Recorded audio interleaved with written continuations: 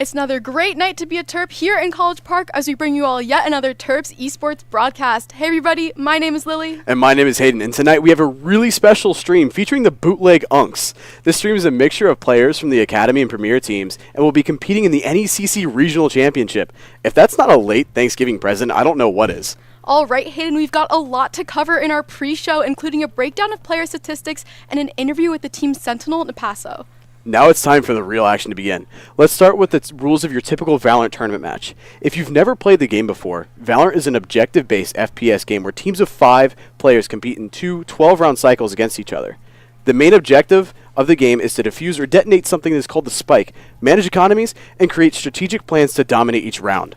For this Valorant match, the Terps are competing in a best-of-5 against Tiffin Dragons Varsity. In the regular season, the Terps have only lost 1 game, but now that we are in the championship game, there's so much at stake tonight. Needless to say, we have a huge game on our hands, so tell us more, Hayden. That's right. Like Lily mentioned, this game is the championship game. They need to win this game for all of the glory in regionals. Make sure to show your love for the Terps tonight and keep that chat active as our team tries to secure a dub tonight. So now that you know who we're facing and what's at stake tonight, it's time for us to introduce you to the members of the team. We're also going to take a look at each player's stats from the season so far, such as their KD ratio and average combat score, or ACS for short. Okay, Lily. Without further ado, I have the privilege of introducing the first member of our team, Pickle Richard. Pickle Richard has an ACS of 274, the highest of his team, meaning he's definitely getting those really important beginning kills of each round. Moving forward, he has an ADR of 120, and finally, he has an astounding KD of 2.5. He's the team's duelist, and judging by these stats, he's definitely taking his duels and winning them. And coming up next, we have Azul as the team's flex player, and he's got an ACS of 189, an ADR of 120, and a KD of 1.19. Azul has a very important job as the team's flex player, as it's his role that gives the team depth when it comes to their compositions. He is particularly good at filling in as a second initiator pick for the team, which means his usage of utility, especially flashes, is going to be super important. Ooh, I'm really excited for this next one. Next up, we've got Sind. Sind is the team's initiator, and he's got an impressive ACS of 216, an ADR of 144, and a KD of 1.3. He definitely knows how to play his life in dirty situations. All right, moving forward, we have Cyber, and he is the team's controller, and he is certainly packing a punch. He comes in with an ACS of 213, an ADR of 140, and a KD of 1.39. As a controller, Cyber plays a huge role in securing sites on the attack and holding down the fort on the defense. When and where he decides to place his smokes heavily influence the outcome of each round. And now our final player is Napaso, and he has some really impressive stats as well, so let's take a look at them. So Napaso has an ACS of 255, an ADR of 165, and a KD of 1.4. Napaso has been a member of the Premier roster for a while, and he's been getting better and better. He's been having some really good games with a ton of kills, especially for a Sentinel. And with us here in the studio is none other than the man himself, Napaso. So welcome. I just want to say thank you for joining us on stream. So how was your Thanksgiving break? Thanksgiving break was really nice. I just spent a lot of time with my family. I made my mac and cheese, and I just enjoyed like spending time with my family. That's great. I mean, mac and cheese is always a really good thing, but spending time with the family is always memorable. So switching gears to tonight, I'm a big fan of the name of the team. Can you tell us a little bit about the history of the team? Like how it formed. How have you guys been doing so far? Yeah, so we started this roster. Me and our smokes player Corey actually built this roster. Kazu kind of helped us like lead up with it, I guess. Just like find some players, and it's been going very well. So we're almost undefeated. We lost 1 series, and yeah, now we're in grand finals, so it's definitely been going well. Yeah, I mean, I could definitely attest. A season going really well if you made it to the grand finals. So to my knowledge, this is the first time this team has been in the studio together. So how are you and your team feeling about this game, especially being in studio?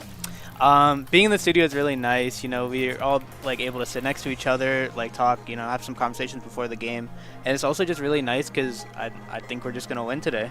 Great, I love the confidence. So before I let you go, I want your opinion about something. So let's say Riot makes a new map based off of our campus here in College Park. How would you lay out the map? Like where would the sites be, the spawns, and everything? Ooh, that's a good question. I'd say put one of the sites maybe at Richie or something. Richie, okay. Maybe another one at Stamp. Okay, at Stamp. I like that. Where would the spawns be?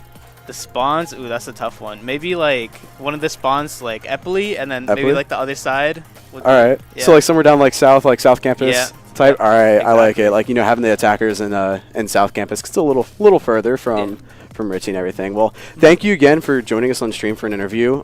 Best of luck for this game, and for our audience, we're gonna take a short commercial break, and we'll see you guys in game. All right, thank you very much. And I think by the end of the season, like now, we play together. Everyone kind of jokes around a little bit more and kind of shines their natural ray. We're excited just to see them play better as well. With the middle school program, the best part has been seeing the moments of teamwork where the middle schoolers really seem to get the game. And so that's when you can see they're starting to get a little bit hooked on how esports can be so fun. Off game, or will Red turn things around?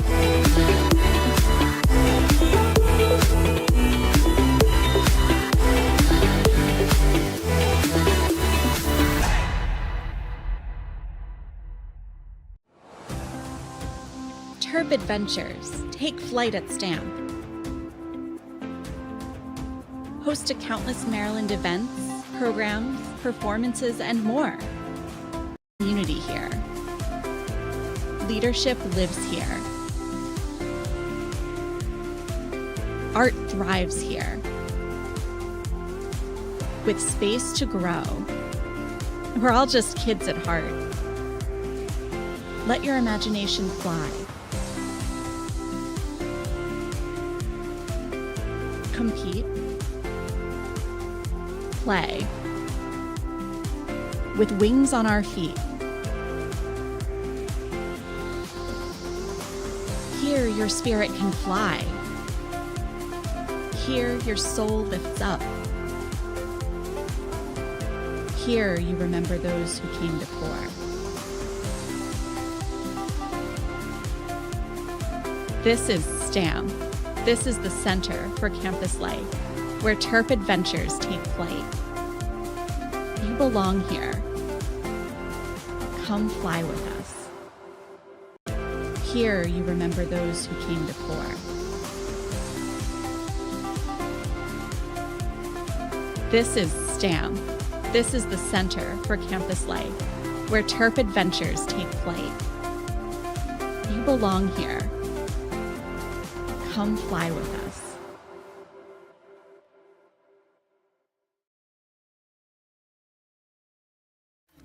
Hey everybody, welcome back. We're super excited to head into this best of 5, the first and only best of 5 we will have in the studio for the semester. So we are in for a long night. Everybody get comfortable. Hopefully, actually, best of 3. It won't be a long night. If the Yeah, I Terps are mean, able to. hoping our Terps do take away this game relatively easy. I would say that would be a pretty good night if the Terps win this 3-0. But that's the Wishful ideal situation. But I am looking forward to some pretty good fights here. And speaking of which, the Terps are already in. The Unks are already in the end game here. Yeah. And we are starting off on Split. Just to go over the maps real quick. So first off, we're starting on Split. And then afterwards, we have Abyss, Haven, Ascent, and Sunset. So really good map pool for this evening. Really exciting.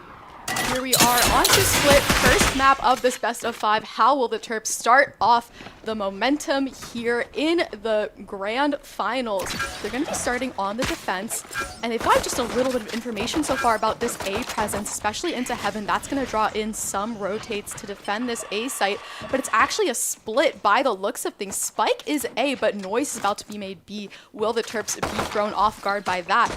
We will see as the site execute starts to come through. Peak does come through. Sin gets taken down though. And so does Cyber onto that B site. So actually on both sites so far, the Terps have lost ground. And now Tiffin just has free range of wherever they choose to go. Looks like they are going to double back towards B site. But with Pickle Richard, that's a really One enemy remaining. not the best place to die. And Terps are not looking great in this first pistol round. Spike is just now about to get planted with Azul. and he's Pulling able up the to rear, does find have one kill, but falls to the Viper. I mean, it was a even at the beginning of that round, just the fake, it was really well done.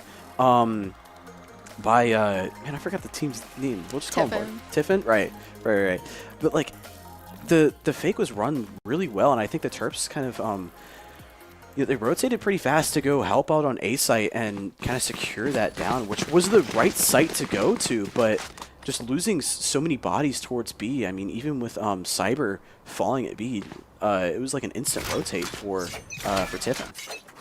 So how would the Terps change up their defense? A, for the most part, with the exception of some Cypher utility of Viper Wall, pretty undefended right now. Looks like most of their efforts are going to be mid. And the first peek they get mid is going to be through sewers, where Napaso gets taken down by a Guardian. But they are so out of position to defend A site right now. And as soon as Tiffin gets any idea that that is the case, they are going to take free range onto this A site.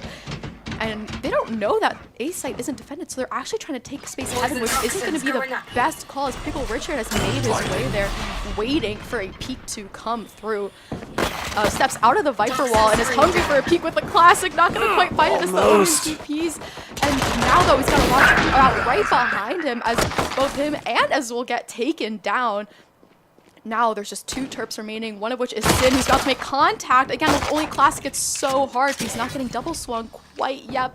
That might be the case. One full flash, which is going to make things really difficult for him as he gets taken down, and Cyber is soon to follow, but not without finding a trade first. But regardless, Terps have lost their first 2 rounds here in the Grand Finals. Yeah, but at least they were able to get 2 guns. 2 guns down. I mean, even in that scenario, you know, having 5 classics is not the best. Not the best thing to do. And real quick, I want to talk about this new shield that Riot just introduced to Valorant. So it's the regen shield. Yeah, it's interesting because typically, sometimes we see a delay between when Riot releases new features into the game, such as agents, and when you're allowed to play them in like a tournament-style match. But with the regen shields, also been introduced immediately, so how the teams decide to navigate those in terms of their economy is going to be really interesting as we head into the 3rd round of map number 1. This time it looks like the Terps are going to pay off with their positioning a little bit more into mid, because there is more presence there from the attack. Satchel in, but the corner doesn't get checked. Pickle Richard swings out and finds 2. Beautiful shots. And then Sin on the other side does get 1. Napasu cleans up everything in mid. That shotgun or the Bucky could have been very dangerous, especially for I think it was Sin sitting in what is that? B Heaven.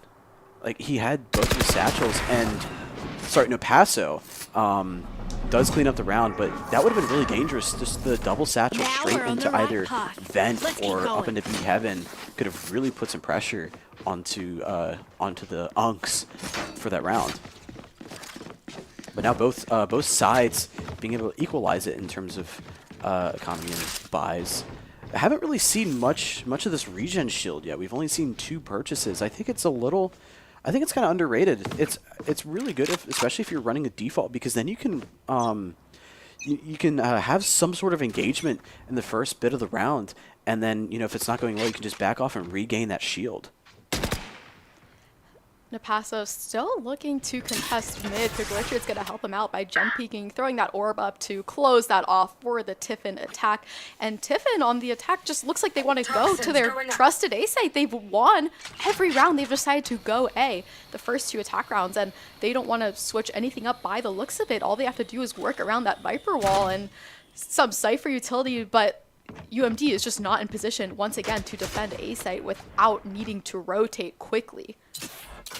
Yeah, I feel like in this situation, A is a lot easier to retake than B, so it makes sense that the Terps are kind of stacking mid and B, and then they're just going to let the entirety of Tiffin. But Pickle Richard has something to say about it. He gets a kill, but Azul gets traded out, and the Terps are going to look to play a retake here. A late rotate from a few of them. The spike is planted. UMD trying to make their way in from screens here. Napaso's going to throw a nade to try and take some space, but he instantly gets killed off of that peak. And now UMD is very numbers down. All that's left is Cyber here left onto the site. He finds 1, but he's surrounded right on the other side. And that's going to be another round for Tiffin, and a costly round because UMD bought up that round. Yeah, they I don't think they lost many guns from the previous round, though, so they were able to save a bit. But yeah, that was a pretty expensive round for UMD, and I think just even that retake, if they waited just a little longer, they have 40 seconds until the spike detonates. So I think just waiting an extra 5 seconds may have been helpful for the rest of their team to kind of recuperate and either spawn or heaven or whatever, just to have a full retake. The Terps have cracked the code once so far. This map, will they be able to do it again on the defense? This time they're not making the same mistake they did the last, and they're stacking up onto this A site. Good decision, as we can see by the positioning of Tiffin right now, but look how passive they're being on both sides of the map, actually. Everyone just waiting super patiently for a peek to come through. Tiffin, I'm assuming, just trying to draw out or rotate, maybe double back towards B if they feel like they have to, but for now they're just walking their way up onto this site. You know, a common occurrence from Tiffin is having maybe 1 or 2 players lurking on that B site. We're gonna see somewhat of the same thing that we saw in the first pistol round, but if Safe can get this kill here, he does, along with Napasso. This is gonna be a fight for Bridge. And there's two players already down, so it's going to call for a rotate to the other site, and yes, it is. The Omen's going to use his teleport. And Pickle Richard from heaven, what a beautiful shot! Does get a second shot, wow! Pickle Richard is making so much space for the Terps right now. There's just one last person all left on this site, and it's going to be Azul who cleans it up. And the Terps have taken their second round win, and it looked really solid across the board with their A hold and then their transition to B. Yeah, I mean, I think they learned from the first round too, because, like, you know, they hit A site, yeah, they hit A site first, and then they kind of faked that and went to B once they, you know, figured out the round. So just having 2 players still, like, you know, one of them being Pickle Richard, staying towards B site is crucial, because then that really just helps out their defense. And now the Terps have enough to buy comfortably heading into this round, but Tiffin cannot say the same. Once again, they're just stacking so many people towards A site. This time Napasso decides to be aggressive and swing first. Does get traded, but he did a lot of damage onto that raise for the side of Tiffin, which is going to hurt their site executes with your only initiator or duelist left living, only at 32 HP. And the smokes did come through for both sides right now onto this A site, so Tiffin, not liking what they're seeing, is going to rotate and rely on the space that the Cypher has taken so far up in mid, but with that trip being broken, the alarm bells are going to start to sound for the Terps, and they're going to have to get a read on this rotate sooner rather than later. You see, this is what I'm talking about for Tiffin. The Rays can now eat 2 body shots for whatever rifle because of this regen shield. And then you do see the Viper ult here. So this is going to be very, very hard for UMD, but they also can counter with their own Viper ult and Cypher ult too. And Azul falls as a result of the difficulties that the Viper pit poses. Cyber, Pickle Richard, all trying to make way onto this site, but it's just too much. Regardless of the Viper pit, just Tiffin peeked out. We're just waiting for UMD to run into them even before they ran into the pit. So costly round for Tiffin, so it's a good thing, you know, if anything, that they came out with that one rather than like a thrifty. They're going to invest a Viper ult. That's a big deal. Yeah, no, I totally agree.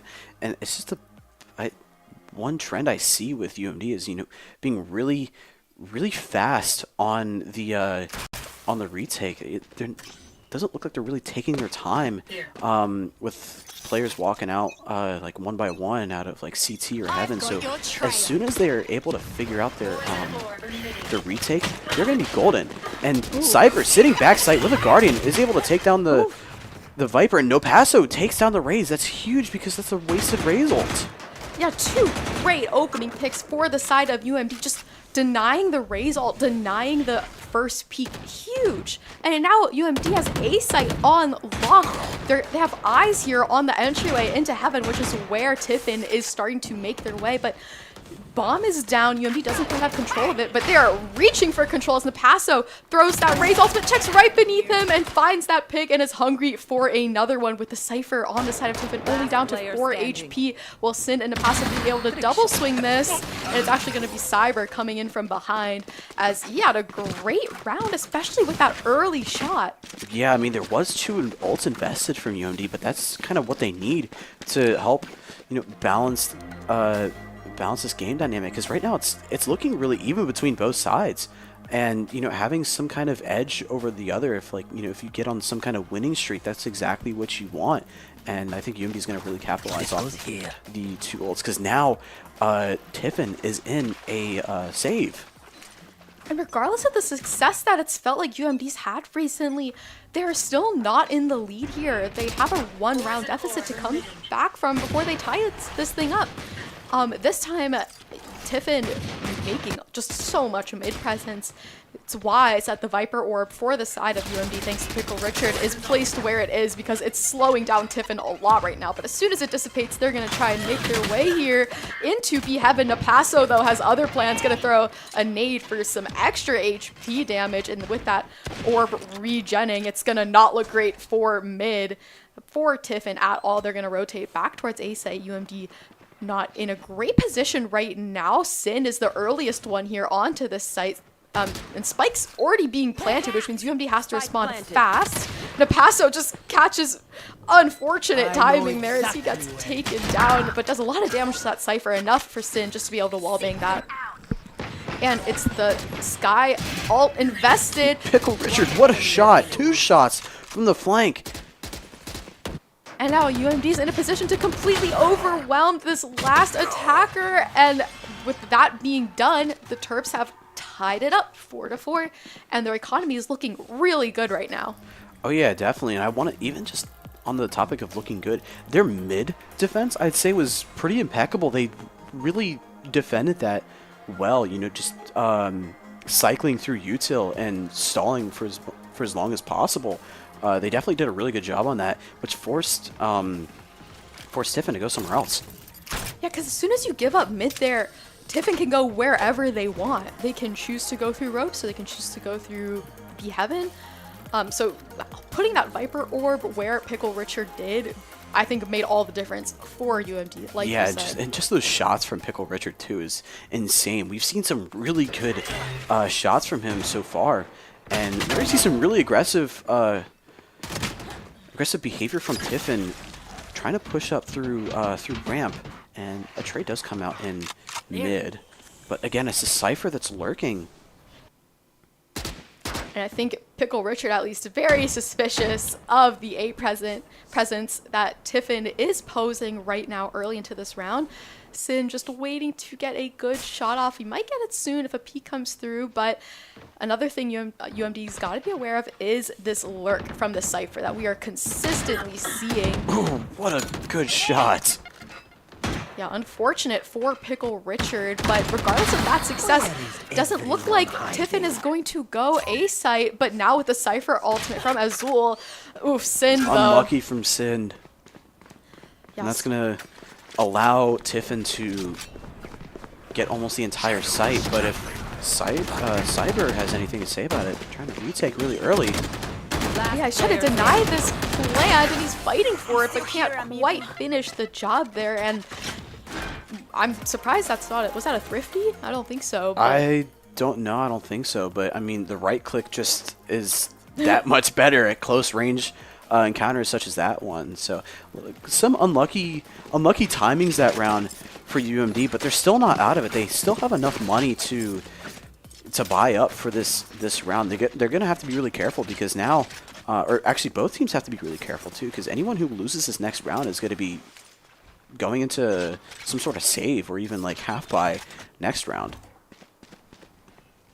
And once again, consistently from Tiffin, we're seeing this A execute. I'm surprised that UMD is not just like 5-stacking A, one person mid at this point. I know Tiffin have not committed A every single time, but man, they're placing so many people there waiting until they get any information, and then they decide to go somewhere else. This time, Pickle Richard might be caught No, the timing works out in his favor. He's able to hide back behind his orb, but the idea he has of watching mid, certainly a useful one, as that lurk is consistently there. This time he peeks out, catches eyes on the Cypher, but not quite the pick yet, and he's never going to find it as the Cypher takes down Pickle Richard, and now, like we said, Tiffin has free range of any site. It looks like they're going to try to go B this time, in from Heaven, where Azul is waiting and still has eyes up on Heaven, but he's got to be aware of his hell positioning too, and he is, and he eventually gets traded by that Cypher. We are at a 2-3 disadvantage for the Terps right now as Napaso is trying to make some noise up into Heaven. But there's just so many eyes on him right now. It's going to be really difficult. And what a round from the Cypher on Tiffin. Yeah, having a 4K there, and that CT double swing from the Unks or Terps was a really good idea, but the Cypher just had something to say about it and essentially took sight for the entire team at Tiffin, and we do see a timeout coming from the Terps. I think this is a well-placed timeout. Maybe they could have done it around earlier, maybe in kind of work around their just their buying habits. But having a timeout here is kind of crucial because this is where you need to. These are the last couple rounds of the first half, so you really need to figure something out. If you want to lock in a good first half, because note Split is, I'd say it's a pretty defensive map. No? Yeah, and it's weird because regardless of Split being, a somewhat defensive-sided map, Tiffin is consistently doing the same thing round after round. Where they end up sometimes is slightly different, but they're starting every round in the same position. Does UMD know that? I'm not sure because, like I said, they're ending up in different places, so it's really hard to tell. But it's interesting. Maybe if UMD gets the read or just, sends some utility, like a Sky Flash, a Sky Dog, towards A main and just see that, wow, there's 4 people here right now. That might influence how the round goes. I totally agree with you, and a thing to note is it's always the Cypher and Viper that are lurking on the offsite towards B and mid. So any kind of information regarding that could also help UMD just kind of assess and okay, maybe we're going to see another A hit. And it does look like another A hit, like you've said. And this time Sind is the closest one there. And he's just waiting on the other side of the smoke. That's the only thing really protecting him right now from this full push that we've been seeing into A Heaven. And Cyber just makes it out with his life. Yeah, now the bomb is going to come down and UMD's going to be in a retake scenario. This time they have all 5 players and Napaso just has a stellar flake cooking up. He's going to meet up with Sind and Pickle Richard as they try to take more of this site space. They've got to watch out for screens, though, as they both do get picked off. Now Azul trying to make some more space here into screens. He does get picked as well. It's just going to leave Napaso here and Sin, but Sin is just between a rock and a hard place right now as everyone's just looking his way. Lands a really clean shot to start things off, though, but with a double swing, it's not going to work out. Pretty good try there. I mean, they have one more shot into this round, into this half to kind of bridge that gap a little bit between the round differentials to make it either 7-5 or 8-4, hoping for a 7-5, because then that gives them a pretty good setup going into the second half. But the thing is, you really need to take advantage of the defensive capabilities of this map because both teams are running a double controller setup, which so far is working out. It's really good at stalling. But here we see another mid push. A double Raze ultimate at the same time, but it's the Raze for the side of Tiffin that's going to find a lot more success with their ultimate as they found 2, and now all that's left is Azul just gets overwhelmed immediately. That round was super quick. And yeah, it was just a really aggressive Razel, and unlucky for Napaso to not get that one kill that he needed off of his Razel, because then that the other Rays netted, what, 2 kills off of their ult, which is really, really well played by them, but unfortunate for the Terps. So now the Terps are going to have to switch gears and figure something out. So far, Tiffin looked really well in attack. Let's see if the Terps can match that kind of intensity that Tiffin had. And it looks like we're going to have a tech pause. Don't know what the reason is yet, but I'm assuming one of the players are having some sort of technical difficulties. Maybe somebody DQ'd.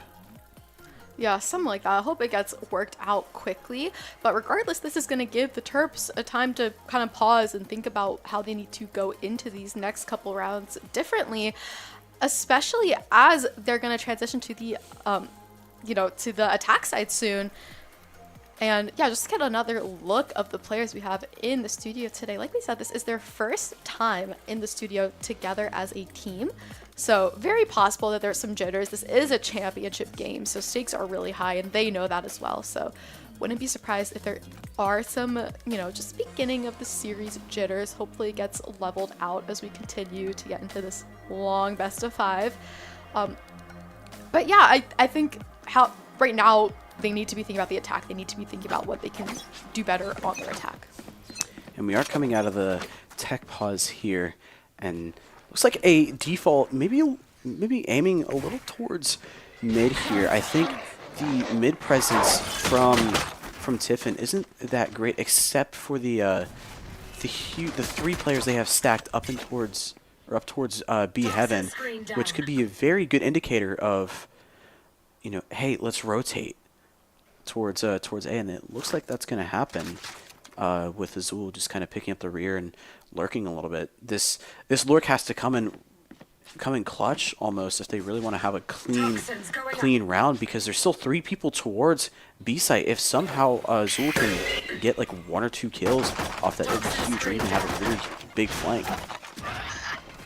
And Opasso taking some space for his team. Hasn't quite cleared out screens yet, which is where the remaining defender is. And just the right click, like you said, so deadly sometimes, even in from heaven, where Pickle Richard is peeking through, but the trades are coming through. UMD suddenly in a bad position here. All that's left is Azul into heaven, and that is definitely not how you want to start off the second half here on attack. You need a win if you're already down from defense. Yeah, I think it started with that unfortunate kill through the smokes again with that right click. I mean, that we've seen a lot of really dangerous spots with either team being within the range of a deadly right click, and that was just one of the examples. So the Terps are gonna have to work something out here. I wouldn't be surprised if we saw a buy here. Maybe not. The Terps are going to look just to save for one more round. But it's getting to be pretty late in game, and a lot of mid presence again, but Sin falls from a really crazy stinger spray. And the mid push is just not working out whatsoever. Again, just shots coming out left and right, behind, in front, and it's just Pickle Richard left with a Sheriff. Not much you can really do here. If you can figure out, or if you can somehow take out maybe like 1 or 2 players from here, but that Sky Flash does not hit him. And the Rays jumping with fantastic movement, I would say, throws off Pickle Richard's crosshair there, and is able to secure flawless for Tiffin. That's, again, this is not how you want to start the second half, but there's got to be something the Terps have to be cooking up with a buy round. This is their round now. Yeah, super important round, especially now that Tiffin is at 10 round wins. If the Terps end up losing this round, that's going to screw up their economy for presumably the remainder of map number 1. So the Terps are coming into a crucial round here. Looks like they're going to play their cards by being really spread out. Not really sending a lurk anywhere right off the bat. Pickle Richard, though, that is not a good start to this round, but what a shot by that Outlaw, So it does look like the Terps are going to regroup towards mid, which did not work out for them last round, but doesn't look as quite heavily defended here. They're trying to work their way into B Heaven, and Napasso gets things started on a good note as he finds that pick via a wall bang. He's going to throw a satchel, presumably, but doesn't even need it because Cyber found a great pick as well as Zool getting taken down, though. From B main, it's going to make their B execute a little bit harder because they do not have garage control by any means here, and that's going to become an issue.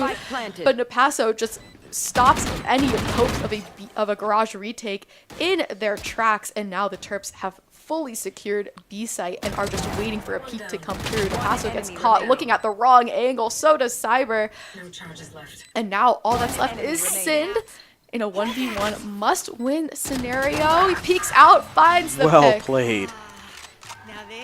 I think with that flank through Heaven, that caused a lot of pressure because now it killed 2 people, or the Viper killed 2 people on site, so it just left Sin. So there's a lot of, I'm assuming there's a lot of stress happening in that moment, or anxiety, because, like, you know, there's 2 players coming from 2 different angles and you have the spike to worry about. But Sin just said, nah, I'm not stressed at all. He took both of them out in a relatively good manner too, or fashionable manner, we'll say. Yeah, it was a lot of composure from Sin there, because that was a really crucial round, because while UMD lost most of their guns, they were able to repurchase at least something as they decide to go take A site from Heaven. They're going to Sky Flash to try and help them out, but the Judge is just so difficult to counter sometimes as trays just fly through immediately into the beginning of this round. Still, UMD looks like they want to take A site, and with them taking down the Omen, it's going to be a little bit easier for them. They've got to watch out from Heaven, though, as it might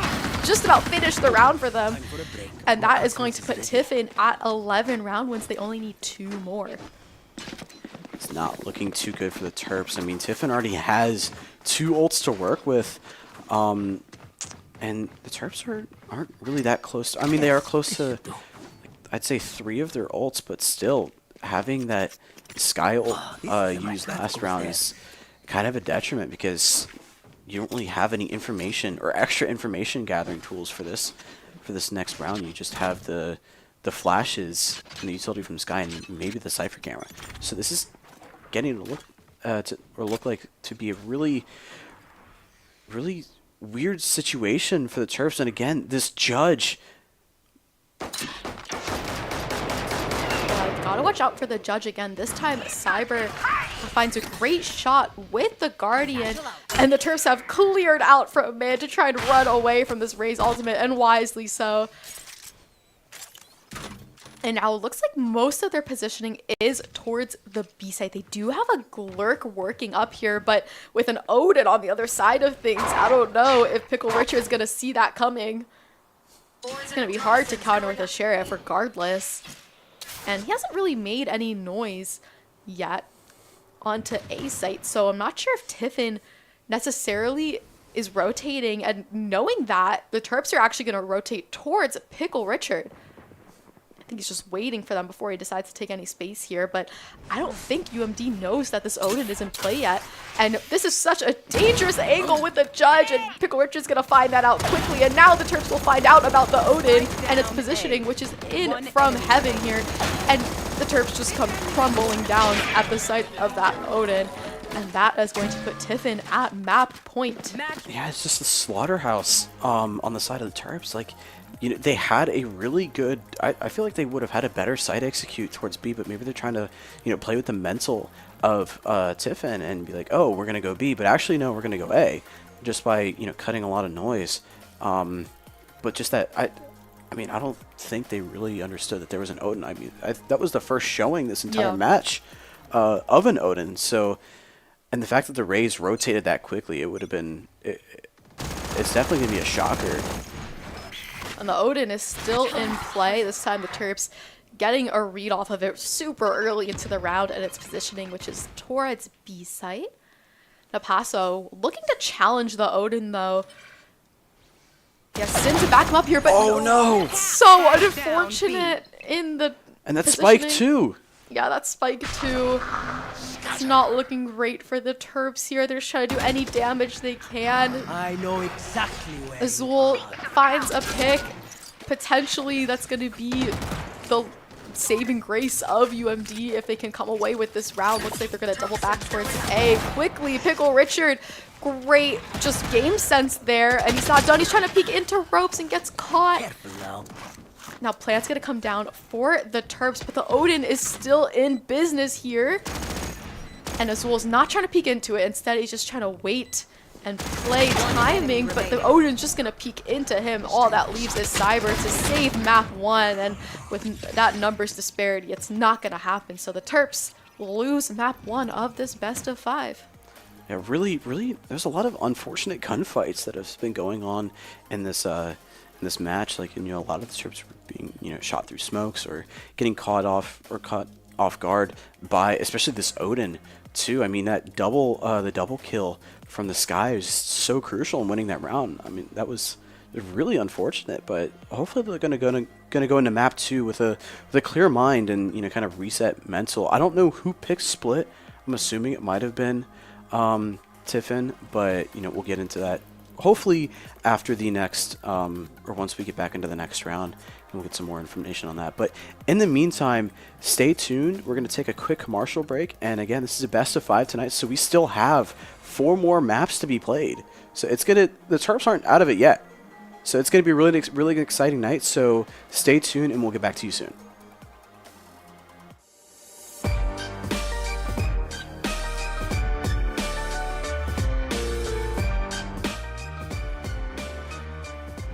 My name is Subin Kim, my in-game name is Carrots, and I'm the controller of this team. My name is Hannah, my IGN is Tuxedo Sam, and I play Sentinel for the team. My name is Sima, my in-game name is Care Bear, and I'm a Flex. My name is Megan, my IGN is Giraffe, and I'm an Initiator. My name is Sophia, my IGN is Soap, and I'm an Initiator. Hi everyone, I'm Ayush, my in-game name is Dulce, and I'm the coach. For me, I think it was just really interesting to see like our names on like social media and like on a website. I'm just like, whoa, my name is on a website but so I think that was like the number one thing that kind of like just it brought the realization of like what kind of team I'm in, like what kind of position I'm in. Meeting them. It's like hard to make a woman and non-binary friends in Valorant, so it's just really nice that we have like a team specifically for that. The studio. Yeah. Oh, the studio. Oh, I didn't even know that existed. I didn't know that existed until like remember like when we first talked about the studio, I was like, what's that? When I first went to the room, I was like, oh, there's cameras and lighting. I'm just like, that's nice computer. Nice computer. So true. Winning. Yeah, winning. Oh, so true. W winning. Getting into that. Yeah, that. Yeah, I feel like was pretty cool. Hey.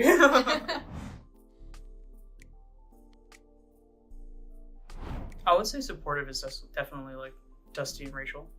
Those two, just like making sure we had scrims down, making sure we had practice schedules down, like Dusty making sure like to pick out what we did wrong, just like, helping us improve. I think definitely. Yeah, Dusty's a very present coach, so very. It's like he's really reliable and helped us through the whole season. Thanks, team. Yeah, you'd even like schedule things for us, like organize all the schedules, help us map bands and like talk to them if realize if one of them was like unranked or something. Breaking a rule. Making teams forfeit. Maybe we don't talk about that last part. I would also say like our fans in chat, like on stream. True. So it was nice knowing W chat. And the haters. Oh yeah.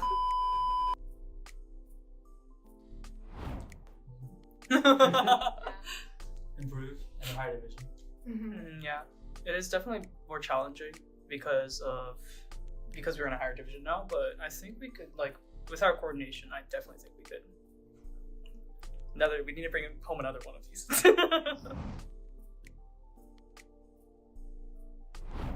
It feels great. Yeah. You guys know this is the first title that Terps Esports has won. Wait, seriously? And by women. Yeah. Oh, seriously? Oh, First down. Cool. I like playing Valorant. Have an excuse to play games. True, that's true. That's good. For me, I joined because, well, like I've always wanted to be on a women's team, especially like since I got to UMD, and me and Dusty had always like tried to make teams work every semester, and this was the first time it actually did work and stuck, and the people who tried out like were committed. So I guess I've always just wanted to be on a women's team to like connect more to that community. To make friends. So I had that gap, without a team for a while, and then I saw the form, and I was like, I really want to try this. This sounds fun. And then, yeah, I play Valorant too much.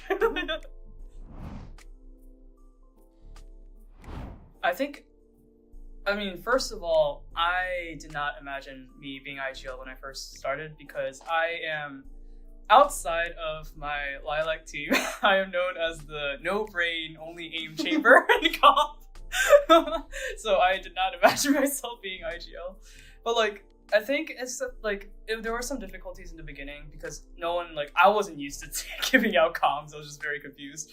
But I think now it's just the amount of trust that my teammates give me when I give out comms, and the amount of coordination that we have. I just love being IGLing, because I trust that things will work out.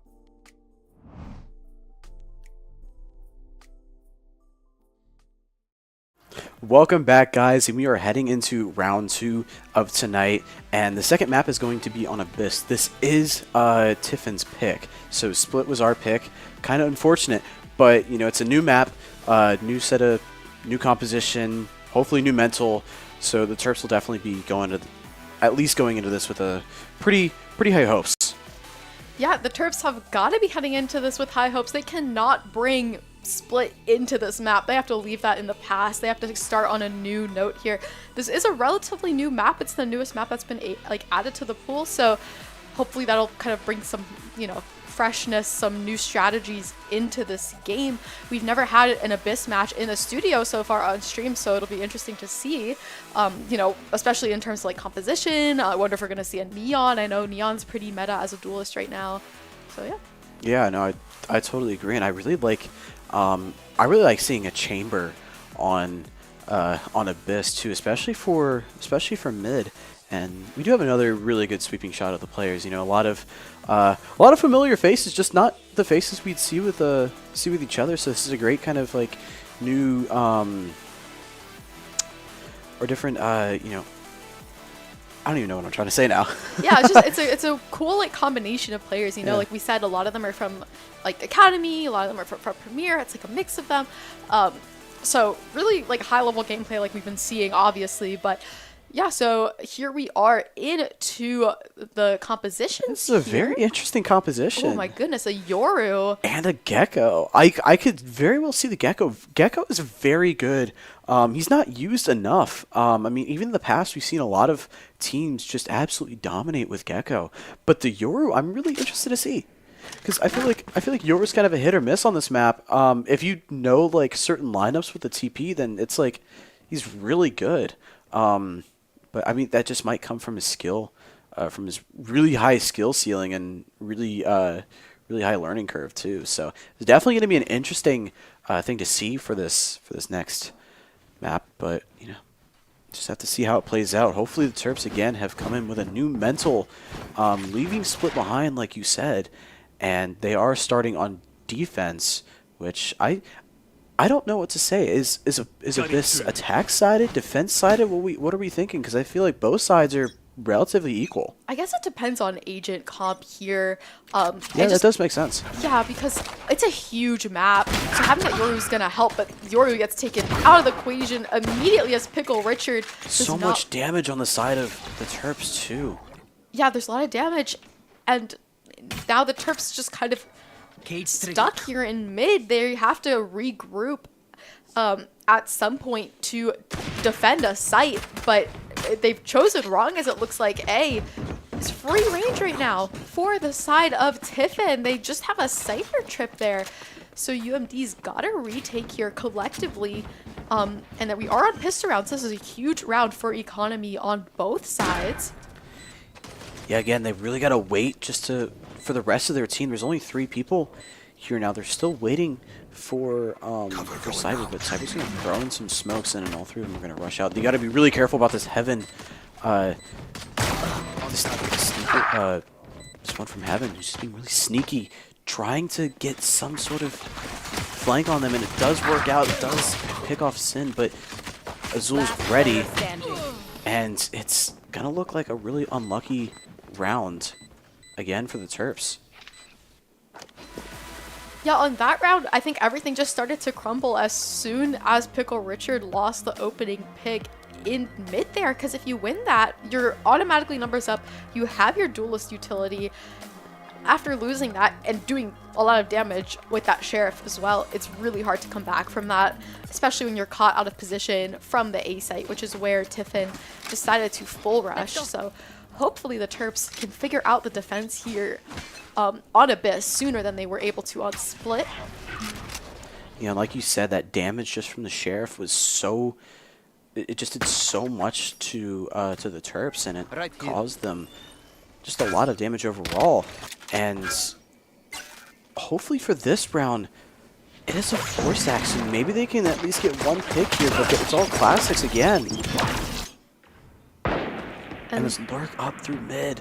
Yeah, we do see some contact right off the bat, but look at this B-scaling that's happening right now. Cyber gonna get a read on that, but a little too late as Spike is able to come down, because Cyber is really the only person defending B-side, and Pickle Richard, as he tries to rotate, gets taken down. Yet again, the UMB does not have a whole lot of utility here to work with, and not a lot of HP either, and it's gonna continue to look even more dire as this Jet just makes carnage of the remaining UMD players. Yeah, it just comes down to damage. Tiffin's doing so much damage because they have really good damaging weapons. I mean, the Guardian, you know, having that high piercing bullets and just having a high damage output anyways, just really setting the Terps off guard. Yeah, great job from that Jet from Tiffin. Just deals with all 3 players here in a just really, really clean fashion. But how will UMD respond into their buy round this time? Looks like they're placing their bets all across the map right now. Scan does come through. It's going to give up just a little bit of information, enough for Pickle Richard to feel confident enough holding down this A site. Gets a peek onto the lurk, but that is not where the bomb is heading. It's actually headed over towards A. And this time, I guess Sin does take a lot of damage from that Guardian. Like I said just a minute ago, Guardian's so good at putting out damage, and Cyber does equalize the numbers in this round, but an A hit almost looks imminent. Yeah, UMD this time in a pretty good position to defend this A site with Napas, so he does get scanned by the KO knife, but he's still holding down the fort. Finds a great pick on the KO there. It's gonna take a lot of utility out of the equation. Still, Tiffin just trying to walk their way up into this site. Pickle Richard and Napaso, though, are not going to let that happen. They've downed Spike, and they have put UMD in a great position here. This Omen has to work through this smoke in order to grab the Spike, but UMB's going to continue to be super aggressive. The Omen Oh, and this might be a really good play, but Sin was ready. That would have been really cool if that worked out by that Omen, but really happy UMD got a round in their favor. Hopefully that starts them off on a run. Yeah, no, exactly. I mean, they really need to run from here. Last time they weren't able to get any kind of momentum going on, you know, go on a couple round win streak. It was just back and forth until Tiffin was able to kind of pull away a little bit. So hopefully UMD did save a decent amount of guns from last round. So this is going to be a pretty even even round. The thing I want to talk about real quick is, oh wait, there's a lot of aggression from UMD trying to kill the Cypher, but Pickle Richard does get taken down. And the problem with having a Yoru on defense is Yoru just has a really good attack. His abilities are really good for attack. They're not so much good for defense. I mean, really the only way you can utilize his abilities to the fullest on defense is some sort of retake. But otherwise, it's just not the best not the best utility usage, and this Jet walks straight up through mid. Cyberg does get taken down by the Cypher, which leaves B completely open, but Sin might try to find a pick here. No, he does not. And now B just completely left up for grabs. And now UMD's just going to regroup, try and find just one pick at a time here unless they do decide to end up saving, which is also a valid option because I believe they do have some guns to work with. Yeah, it does look like they're going to save just as a result of the guns they have. They don't want to just completely destroy their economy this early into the map. But they have got to figure out their defense soon because we do not want to see the same thing happen on Split happen here on Abyss because they start on the defense in the same position on Split. And they lost so many rounds they couldn't make it up on the attack. And if they lose these 2 Vandals, it's not going to be pretty for the next couple rounds. Azul just trying to hold on to this Vandal for dear life. Just a few more seconds and then he'll leave. Azul will be able to leave, but he does get 3, which is really detrimental for...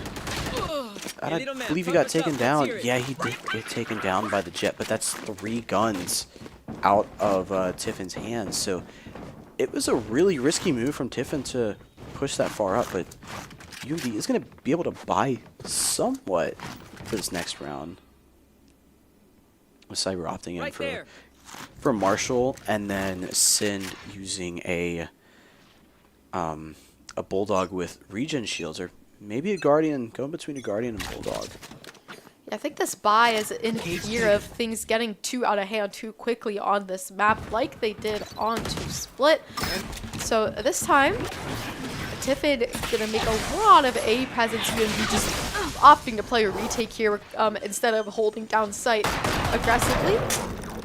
Azul gonna use that Gecko ultimate to detain a player onto and it site. does stop the defuse or the plant, and UMD has a perfect retake.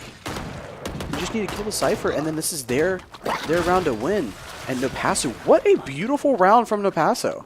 Yeah, stellar round, and especially with that Gecko ultimate, that was huge because, like you said, it denied the plant, which just bought UMD a lot of time to regroup and collectively swing out from heaven there, and everyone just found their own picks, especially Nopasso, I believe got 4 kills that round. So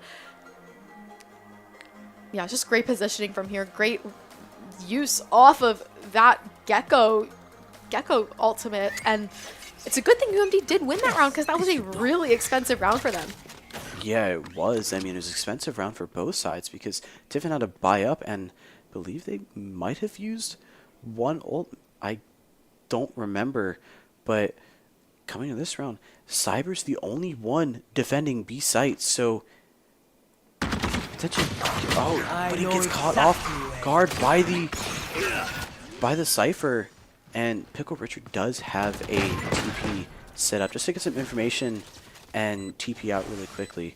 He's gonna have to pull together another retake, and if they did it last time really well, but without that Gecko ultimate, how will they be able to do it again? They've made their way onto site, but they have not cleared main here, and that could be an issue because of where the spike is planted. Tiffin is just waiting for that defuse to pop and then just peek in and out of that angle. Pickle Richard, though, trying to be aggressive. Sin, Nopasso both get taken down, and now this Cypher for the side of Tiffin is on the brink of an ace, and they are going to find it, denying UMD a round win off of the previous successful round they had with their guns in hand. I think the way that Tiffin played that is just stack towards main and spam. It was really well played, especially with the Sova ult, kind of bringing up the rear and essentially guaranteeing that somebody who's defusing spike will get off. So it's just another way of wasting time. But UMD is sent into another save round, and again, it's not looking great for them in the first half. They have got to win these next couple rounds if they want to flip the script for their defensive story here so far this series in the championships.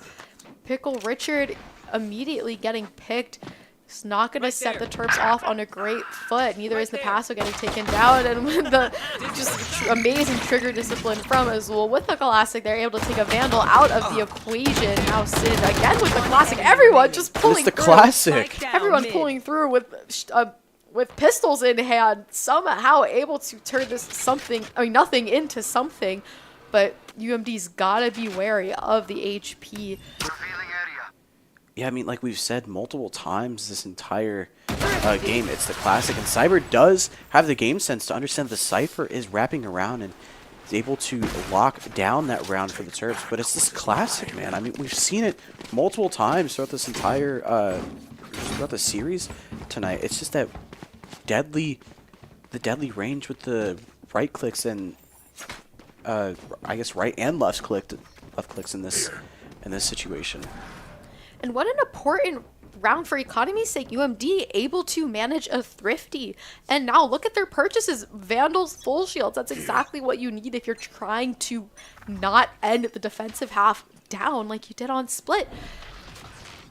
So they're placing most of their bets towards A site to start things off, but it's actually looking like it's going to be a B execute from the side of Tiffin. But no, the rotate is called for, and UMD does not have that read yet as they're continuing to rotate towards B. But with the Omen TP, it's going to become more clear to them that this is going to be an A hit. Spike able to come down, or no, actually, Sin denied that plant with his ultimate. That is huge for the side of UMD. Now, finally, Spike is planted. But UMD just waiting on the brink of a retake here. Everyone's in position to make this work. But can they finish the job is the question. KO ultimate invested for the side of Tiffin. Still active, just denying so much util for the side of UMD. But finally, Napasso Sin able to push in collectively from heaven and finish this round, and that is 2 round wins in a row for UMD. Yeah, I think that Sova ult there was like, it was really well placed, just to get Spike, and even with the Omen TP, it was the Omen kind of TP'd right into the ult, which is exactly what UMD kind of wanted there. But even just that round was really well played, just contesting the site, and then playing a little passive so that they can have a full retake. I mean, even with Azul, he could have challenged the Cypher again, but he decided to back up and wait for his team. And I think that's probably one of the biggest problems that UMD has had in the series is being aggressive when it's not needed and trying to fight 1v1s instead of like 2v1s. A lot of mid presence from the side of Tiffin right now, and that is where they're going to find their opening pick onto Sin, denying a lot of that initiator utility that UMD has relied on so heavily on the retake. And look at the mid space Tiffin has taken. Napasso able to stop things from progressing on to B site, but still UMD has lost mid control. And UMD just backed up onto either site here, and they have Tiffin kind of pinched here into mid. They can decide to pinch from either side. Tiffin's only option here is to back up or run into UMD. It looks like they're going to have to choose the latter as they peek right into Napasso. But Napasso's waiting, finds 3 beautiful picks with Pickle Richard able to clean it up.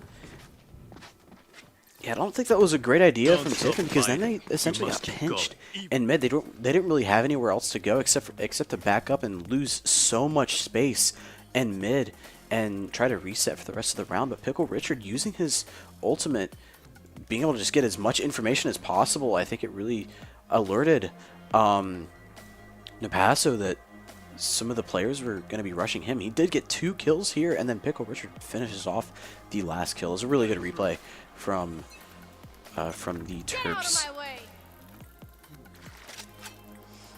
This time we do see a 4 stack onto A site where all that there is Cyber, and he's sitting up top, and a bit of an off angle does get spotted out by the Sov utility, so he's forced to back up a little bit and send those comms to his team that this is going to be a hit, and somehow escapes with his life, but still gonna have to fight for it and denies the jet knives. That is huge for UMD as they head into what looks like is going to be a retake.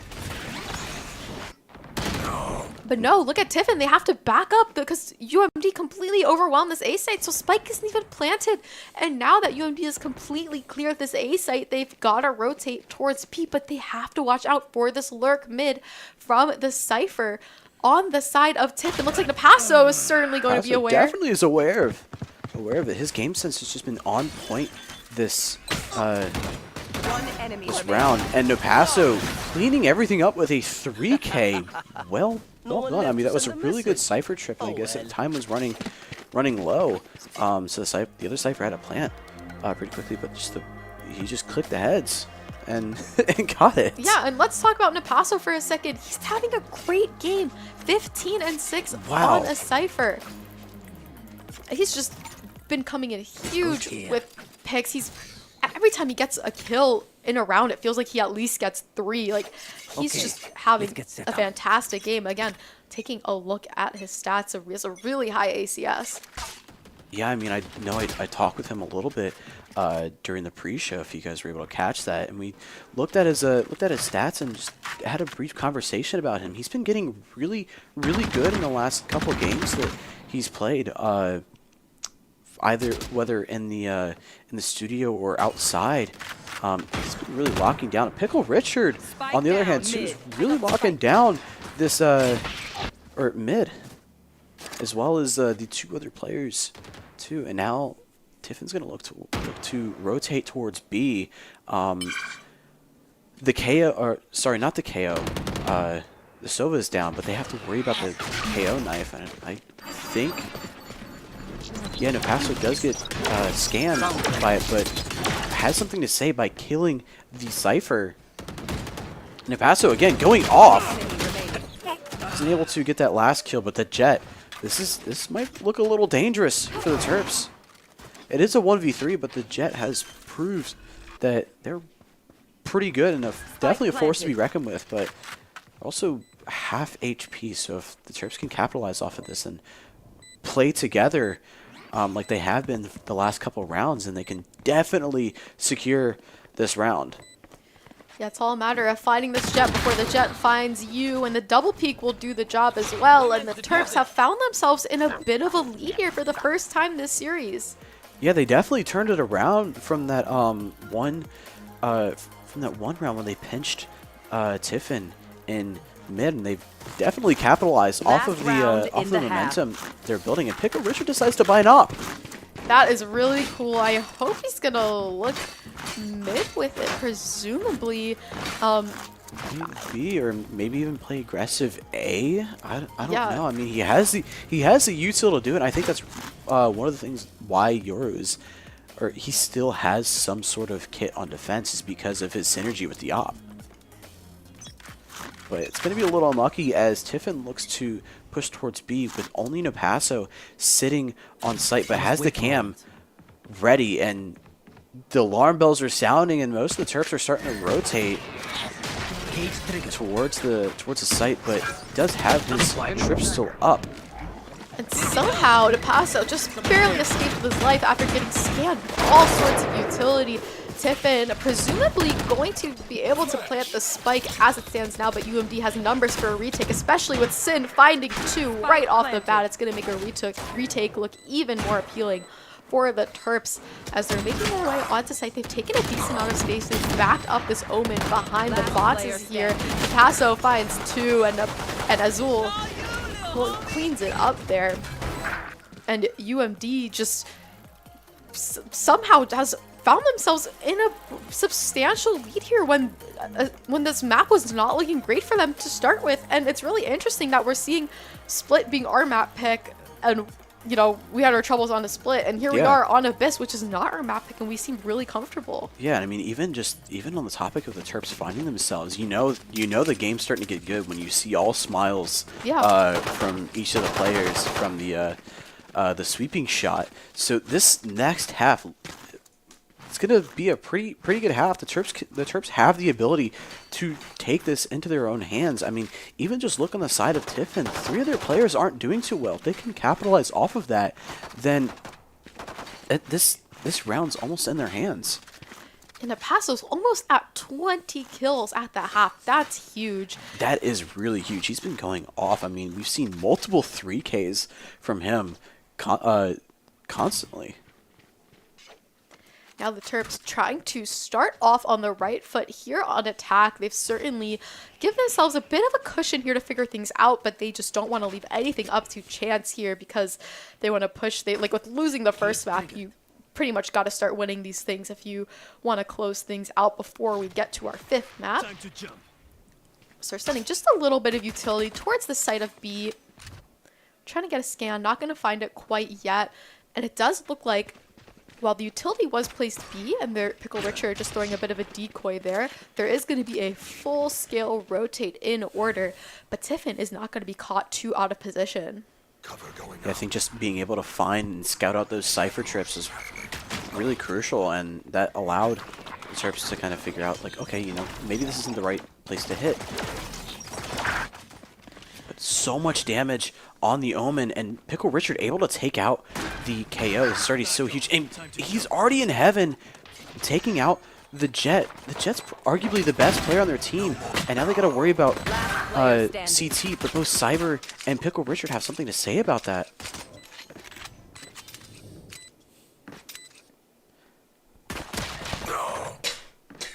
It is a 1v3 here, but the Cypher is really low on health, and Pickle Richard gets a very nice headshot to clean up the round. This looks like a repeat of Split, except the other way around. Yeah, it's really interesting how similar the scoreline looks here to Split. I think the Terps had a similar deficit on to Split in terms of pure round wins, and now suddenly they find themselves on the other side of the table. They're doing a great job here on Abyss, regardless if it's well practiced or not, because again, it's not their map pick. They're doing a great job, and that is exactly the foot you want to start out on attack. Winning that pistol round does wonders for your economy, like we've mentioned in the past, and they want to start off this round very reminiscent of their first on attack by having a lot of presence on B site. This time compression comes through for the side of Tiffin. Sid responds to find that trade. Plant comes down. Pickle Richard gonna do some extra insurance for the Terps as he finds that Sova. Paso holding down the mid push. All they have left to do is find this KO, and it is found again by Napasso. Now the Terps have 10 round wins. They only need 3 more, so things are looking great, both for their economy and for their mental. Like we said, they just like as we see in the studio, they're smiling, everyone's laughing. It's just a completely different world here than what we saw onto Split. And now Tiffin is gonna start getting a little bit desperate, like as we can see by their buy. $50, $0, everyone just trying to diminish this lead for the Terps. Yeah, they're putting everything, every resource they have into this next round to help, you know, maybe stop the Terps' momentum. But it looks like very heavy from on mid. They're trying to do a lot of A aggression. No one quite dies yet. Pickle Richard just on the brink of making contact. Does not quite find it yet, but he's just trying to catch the Sova. Sova does not want any part of it. He's just backs away after getting scanned. But UMD on the other side of the map looks like they're scaling up towards B site. They are going to have to shoot those Cypher trips in order to get this bomb planted and take care of the Cypher that's holding this entry point super aggressively. Cypher is still alive. Cage set up. It looks like they're just going to hide behind this box here onto B site. They do have a bomb down, so we might see a repeat of Tiffin doing the exact same thing that they did during their buy round, but no, they're just gonna protect bomb with their life, and Pickle Richard from main might be a detriment to Tiffin, but multiple players coming down. It's just a 1v3 now, and Cyber is not able to do anything about it. But that's still 2 guns out of the hands of Tiffin, and they're still looking really good. You know, even having like worse guns than Tiffin, they still had a really good post plant. And that was a super important round for Tiffin. They had, if they lost that, their economy would have been messed up for the rest of the map. They really needed that round, and they were able to hold on to a decent number of their guns, able to buy 4 Vandals. So it's going to be met with a full buy from the Terps, which means things are at a level playing field now, but that was a super crucial round for the side of Tiffin. And now UMB just trying to get back on the run they were able to get on earlier this map. With the exception of losing that last round, they were just had so much momentum built up, and it looks like they want to do something similar to last round by placing their efforts B side, just kind of waiting for Pickle Richard to get a read based on his Yoru ultimate, but it's the flank that's going to cause issues for Cyber. He's got to be calling out to his team to watch this flank now, but they've got to also be aware of Heaven. And Sin does take care of that flank while Pickle Richard takes care of Heaven. Now all that's left is to hold down this site. Omen Smoke comes through for the side of Tiffin to make things difficult for UMB to shoot. But they're just going to have to spam through that smoke, but no, Spike gets diffused. Honestly, the smoke was probably the MVP of that round for Tiffin. Yeah, if they were just able to get the Gecko ult off to retain the diffuser, that would have been the round in favor of Terps. But again, it's just that stick. Pros don't fake, really. Pros don't fake, but without that smoke, you're just so vulnerable to that Gecko ultimate. So really good timing for the smoke, really good use of utility. And here's Tiffin trying to inch back into things. UMB's relatively spread out, just kind of throwing utility towards mid. Does look like the spike is headed towards A, but minimal motion is being made there yet. Now that Silver Drone's going to come through, it's going to raise the suspicions of Tiffin a little bit. One way is there for UMD to work around. Cyber makes first contact. Unlucky. Yeah, he does not come out on the other side of it. And UMD just still kind of stuck here, really not, they don't look super sure where they want to take it. With Pickle Richard getting taken down, that is a lot of entry of utility out of the equation, along with the initiator, and the rest come crumbling down afterwards. It's just going to be a flawless for Tiffin, trying as hard as they can to get back in this round, get back in this match, as you said. And the Terps got to do something. They now have their lead diminished only to 3, but they do have a bye round, so things could be different. They are going into a timeout. I'm assuming it's going to be on the side of the Terps, which is again a really well placed timeout, because if you can figure out like some cheeky way to win this next round, this is definitely going to set you up for success, because then you're going to be at 11 going in, and you're only 2 rounds away from winning this match and equalizing in the series. Yeah, crucial round for the Terps. While they do have a lead, like you mentioned, winning this round would put them at a much better position to close out the second map. So very well-timed timeout in my eyes, especially since they're coming in presumably with a bye here, and they've let up a couple rounds for the side of Tiffin. So it's all up to them with this round to try and flip the script and close out map number 2 in a decisive fashion. And we do have a pretty good coaches cam with NJV and a guest of Spartacus. If you don't know, Spartacus is one of the premier team members who's giving some helpful advice, hopefully to just for analysis as a secondary coach. Some extra words of wisdom there for the Terps, as this is a very important game for them. Grand finals, and this next round starts off on a rough note with Pickle Richard getting immediately picked off towards mid. Now UMD just kind of backed up almost into their own spawn. Gonna use that Sova ultimate. It pays off for the second time in this map for Sid. He's able to net yet another kill. And that's huge because now you've leveled the playing field a little bit, but still, UMD has not made progress onto any site here. I wouldn't be surprised if they tried to go mid. Yeah, but they have to learn from past experiences with their own defense and misses. They can easily get pinched here from either site. They have, or Tiffin has players from both sides that can very well pinch, but Nopasso has a great great timing in there, but gets taken out by the Omen, and now it's numbers down for the Terps, and they're immediately going to switch gears and go towards B, but everyone from Tiffin is going there. Yeah, Tiffin just has such a good read on the positioning of the attack right now. And UMP's really just struggling to get this bomb planted. It's going to be even harder with Azul and Sin getting picked off right off the bat. And the Terps were not able to take their round coming out of the timeout. And now you've got to be a little scared if you're UMD. The scoreline's currently 10-8, and you are out of timeouts for this map. Yeah, Tiffin is definitely making a making somewhat of a comeback here. So Terps got to find some footing.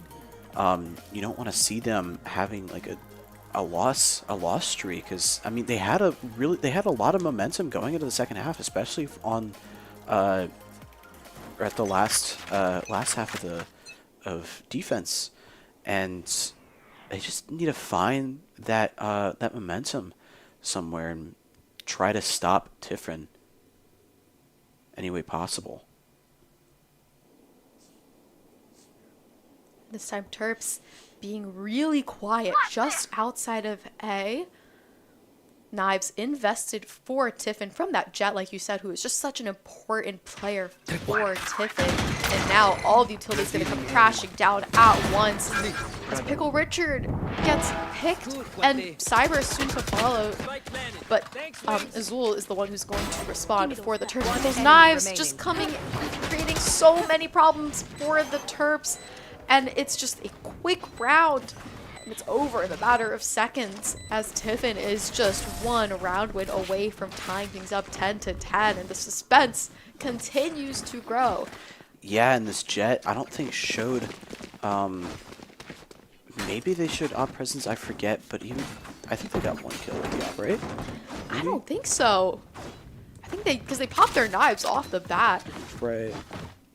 But either way, I don't think there's any op presence at all from the Jet, and this is something UMD has to work around and just play really reactive off of it.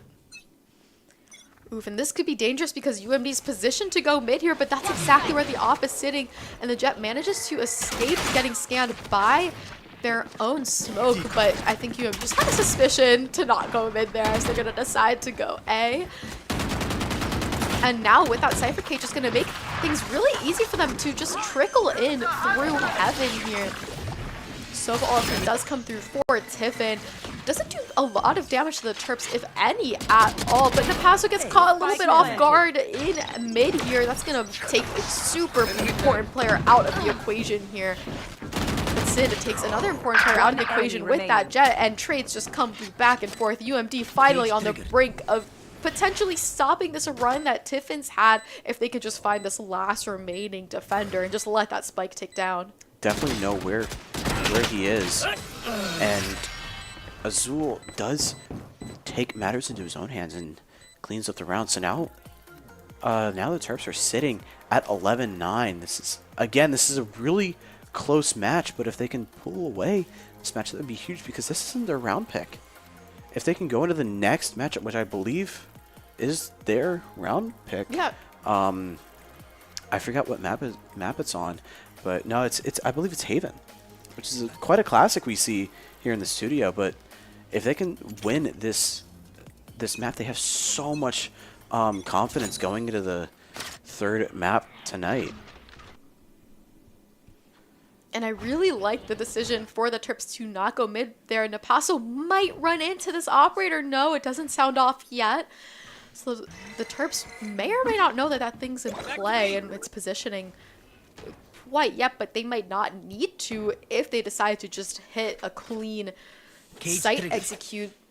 And it looks like they're defaulting right now, just kind of waiting for some utility to come through. Not going to quite find any yet as the regroup comes in towards B site where the Cypher utility is placed. They have plenty of ults to work with. I think this Gecko ult might be the saving grace, but Pickle Richard trying his best to clear sight. And he's gonna just use his ultimate there, but he gets immediately picked off as soon as he gets out. UMD just trying to plant this bomb. They're gonna be able to get planted down, but it's gonna cost them many. And Cyber with a 3K. This is huge for UMD, but really unlucky positioning from Azul, but it's a 1v1 now. Well, these are exactly the positions you need to clutch up in, and cannot quite finish the job. It's hard to watch, as you can see by Pickle Richard's reaction, especially in such a close game like this. Things are really neck and neck here, and Tiffin keeps the operator for themselves. It doesn't look good for the buy for UMD. They're going to have to do some sort of buy or half buy with a few Vandals. I think only 2. Never mind. Going to go with 3 Vandals and a Guardian and a Spectre. So this is not the most ideal buy you would want for this round, but again, actually, that last round was really expensive. They invested, I think, what, 3 ults? And now they only have 1, but still lost the round. So they got to do something. Use a Cypher ult to kind of snowball their way into getting these round wins. And it's this, it's a very early plan. Pickle Richard does secure the kill on Cypher, which I believe is huge. Yeah, with the wingman, UMD just not playing around with their plan at all. Going to try and get that down as early as possible. Pickle Richard, though, is going to pay for not watching Heaven, because that is where the retake is coming from, or at the side of Tiffin. The Paso, though, is cooking up a potentially deadly flank here, but Cyber able to shut down any Heaven retake before the Paso has to come into use there. He's going to wrap around the other side, and it's going to leave things at a 2v2. UMD just has to keep this spike ticking. And now they have to peek out because the defuse is on its way. No Paso with the clutch. That's huge. Yeah, great job from Napaso. Again, he has just been having a spectacular game, and what a round. That's every round now is just a must-win round if you want to take this map as UMD just 1 win away. It was a very well played by both Napasu and Sind, trying to delay as much as possible. I don't even think that even if Napaso died there wasn't enough time for the spike to be defused. It goes here. So now UMD just hoping to close things out right here, right now, not leaving this up to overtime. Hopefully, as now that operator's taken out of the equation, Napaso trying to peek in from mid, gets a little taste of something I think he doesn't want to deal with, and backs up to support the rest of his team into taking this B site. They aren't able to take out the trip, but most of Tiffin's players have rotated over, so I think they're gonna do a little rain check on B. But Pickle Richard just says no. He goes straight in, kills 2 of them. And that's only going to put Tiffin more out of position, because with the aggression from Pickle Richard, you suspect that this is going to be a B hit, but that's not the case at all. The bomb is positioned moving towards A, and Napaso's in a really good position to just kill the remaining and only defender onto this B site if he's able to clear Heaven effectively. Now the rest of his team will come in from main as he does do the job up in Heaven, but this Ares just causes so many issues onto the site. Napaso, beautiful shots, beautiful flank. Yeah, great job from Napaso, and great job from the team collectively to win map number 2 and keep the Terps' hopes alive here in the grand finals. And next up, like we said, is the Terps map pick. So hopefully they're going to regroup a little bit and consider their approach to start the next map off on a strong foot, because that's what they haven't done in either map so far. They were lacking to start off, but they came back and were able to close it out this time on Abyss. Yeah, and so far this looks to be a really close close series tonight. I mean, we might even go to the 5th map, depending on how the next 2 maps go. So be sure to stay tuned, as again, this is going to be a really exciting series, and we're going to take a quick commercial break before we go to round 3 on Haven. See you guys then. Terp Adventures take flight at STAM. Host to countless Maryland events, programs, performances, and more. Feed your body, feed your mind, feed your soul. Let your talents soar. Dance, sing, perform, find your thing. Join more than 800 student organizations and clubs. Find community here. Leadership lives here. Art thrives here. With space to grow. We're all just kids at heart. Let your imagination fly. Compete. Play. With wings on our feet. Here your spirit can fly. Here your soul lifts up. Here you remember those who came before.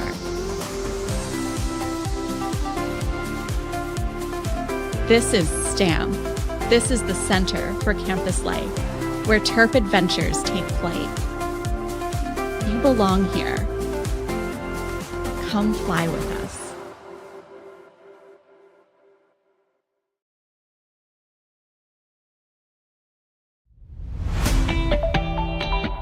And I think by the end of the season, like now, we play together, everyone kind of jokes around a little bit more and kind of shines their natural ray. We're excited just to see them play better as well. With the middle school program, the best part has been seeing the moments of teamwork where the middle schoolers really seem to get the game, and so that's when you can see they're starting to get a little bit hooked on how esports can be so fun. Off game, or will Red turn things around?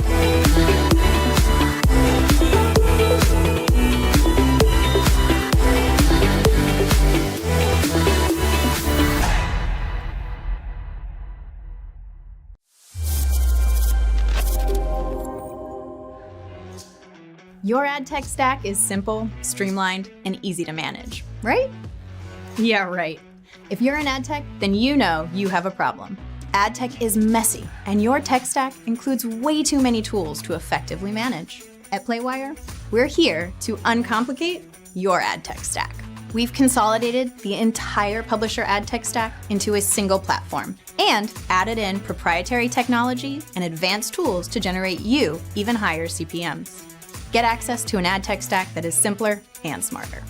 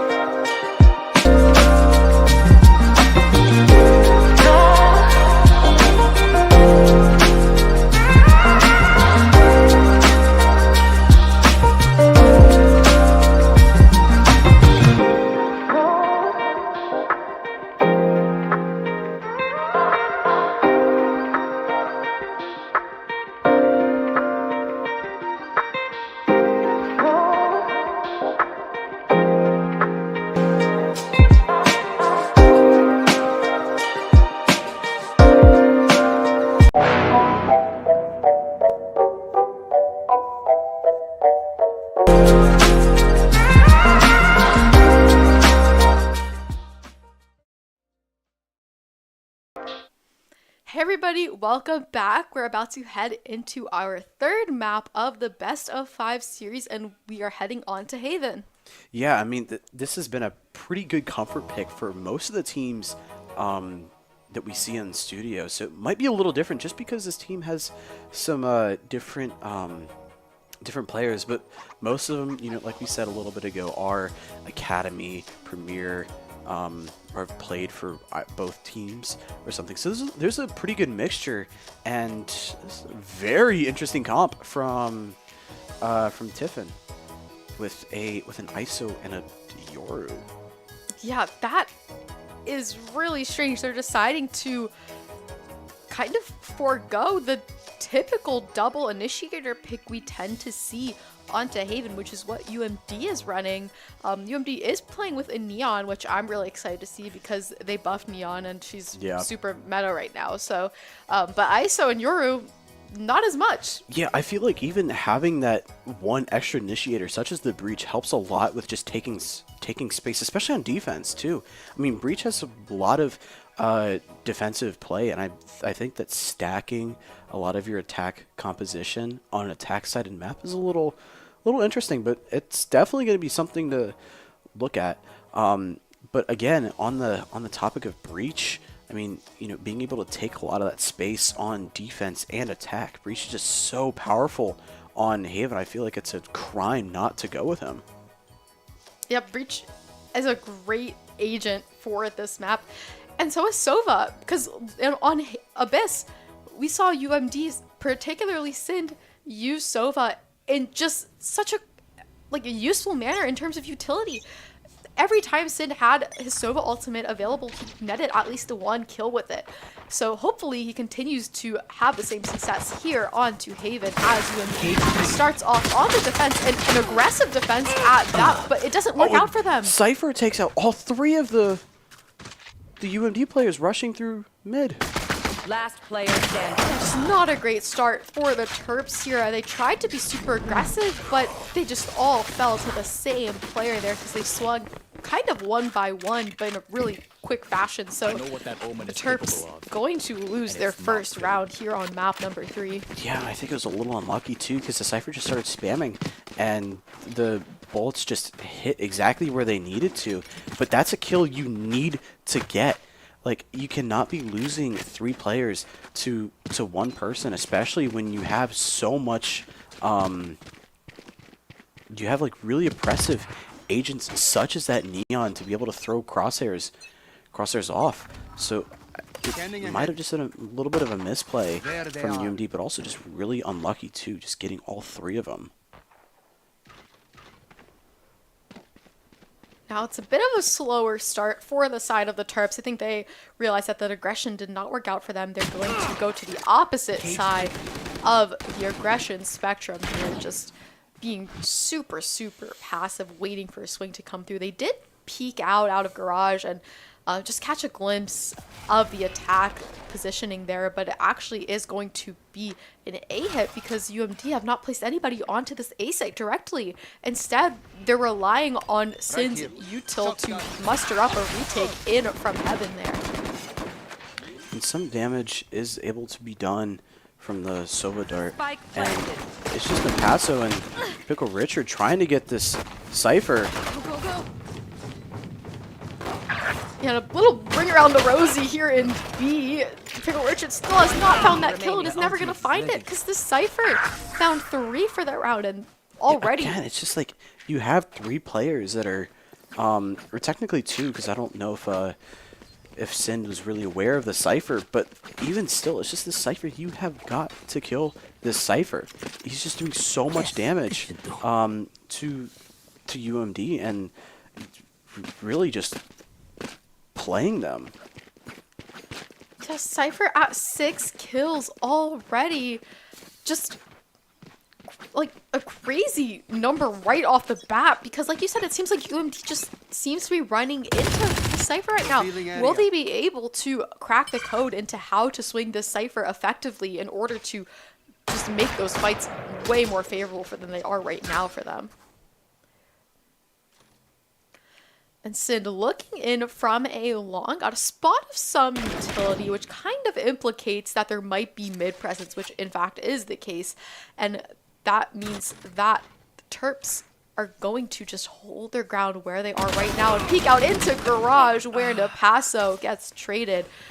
And now Cyber just trying to peek a little bit here, hiding behind the box. Ooh, just does a great job jumping up, finding a perfect angle to peek, turns around, finds the second, and is looking long for a third. Not going to quite finish the job there, but he's able to down Spike in the process and just buy so much useful time for his team. Yeah, again, the Guardian thrives in this situation. Like we just saw, being able to wallbang Jen, so Pickle Richard's got to be... What a beautiful shot. Yeah, clean little one tap there. Yeah, I was going to say he had to be careful, but like it's Pickle Richard. He's good as is. He has a little bit of wiggle room to work around, but either way, that's UMD lost a good bit of guns in that round, so they got to be really careful about how they're spending money the next few rounds, just to kind of alleviate the loss they took in that last round. But they look like they're gonna have a pretty decent buy at the very least. And now that the Tiffin should have a decent buy as well, UMD is gonna have to be tested here on a level playing ground now that they're able to buy up as well. And just bear with us as we have a little bit of a technical difficulty with our observing footage right now. So we're going to have to rely on audio here to give us cues on what's happening this round. Yeah, but I mean, even in the first couple of rounds, it can go either way. They just got to be really, or the Terps have to be really careful about this Cypher. I think the Cypher so far has been a thorn in the side of the Terps, but they're already looking strong this round with the breach being able to delay so much time. And really unlucky shot by Sin, or on Sin, but Cyber able to equalize. Down A. One enemy remaining. 1v1 with Napaso just barely scratching away with the kill.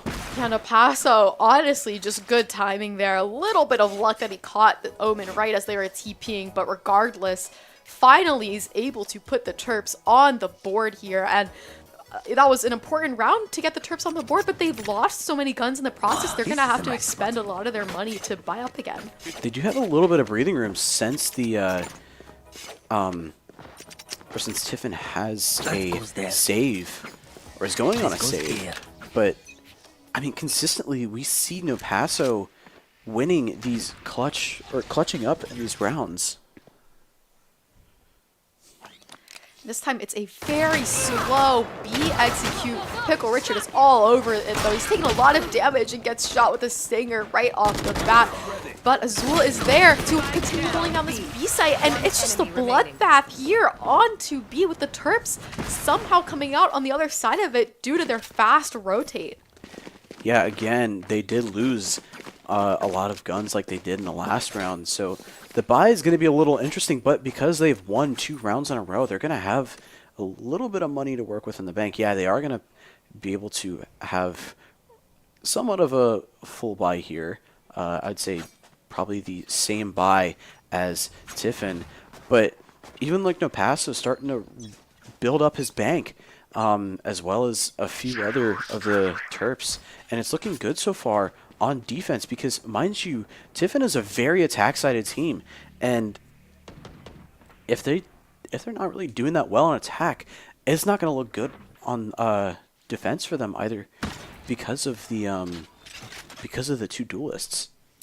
Yeah, that's a really good thing to mention is they have to rely on a really solid attack performance this half with their composition, while UMD has more versatility with their double initiators and their only 1 duelist pick.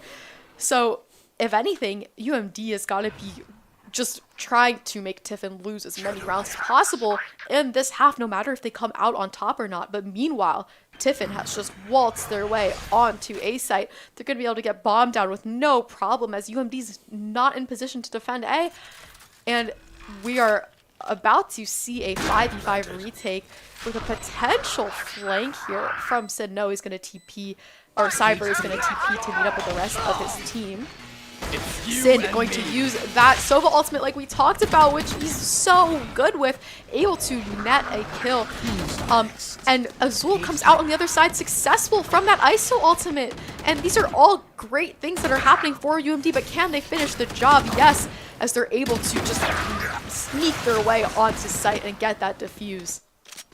Very well done. I think that the Omen TP up into heaven was a little...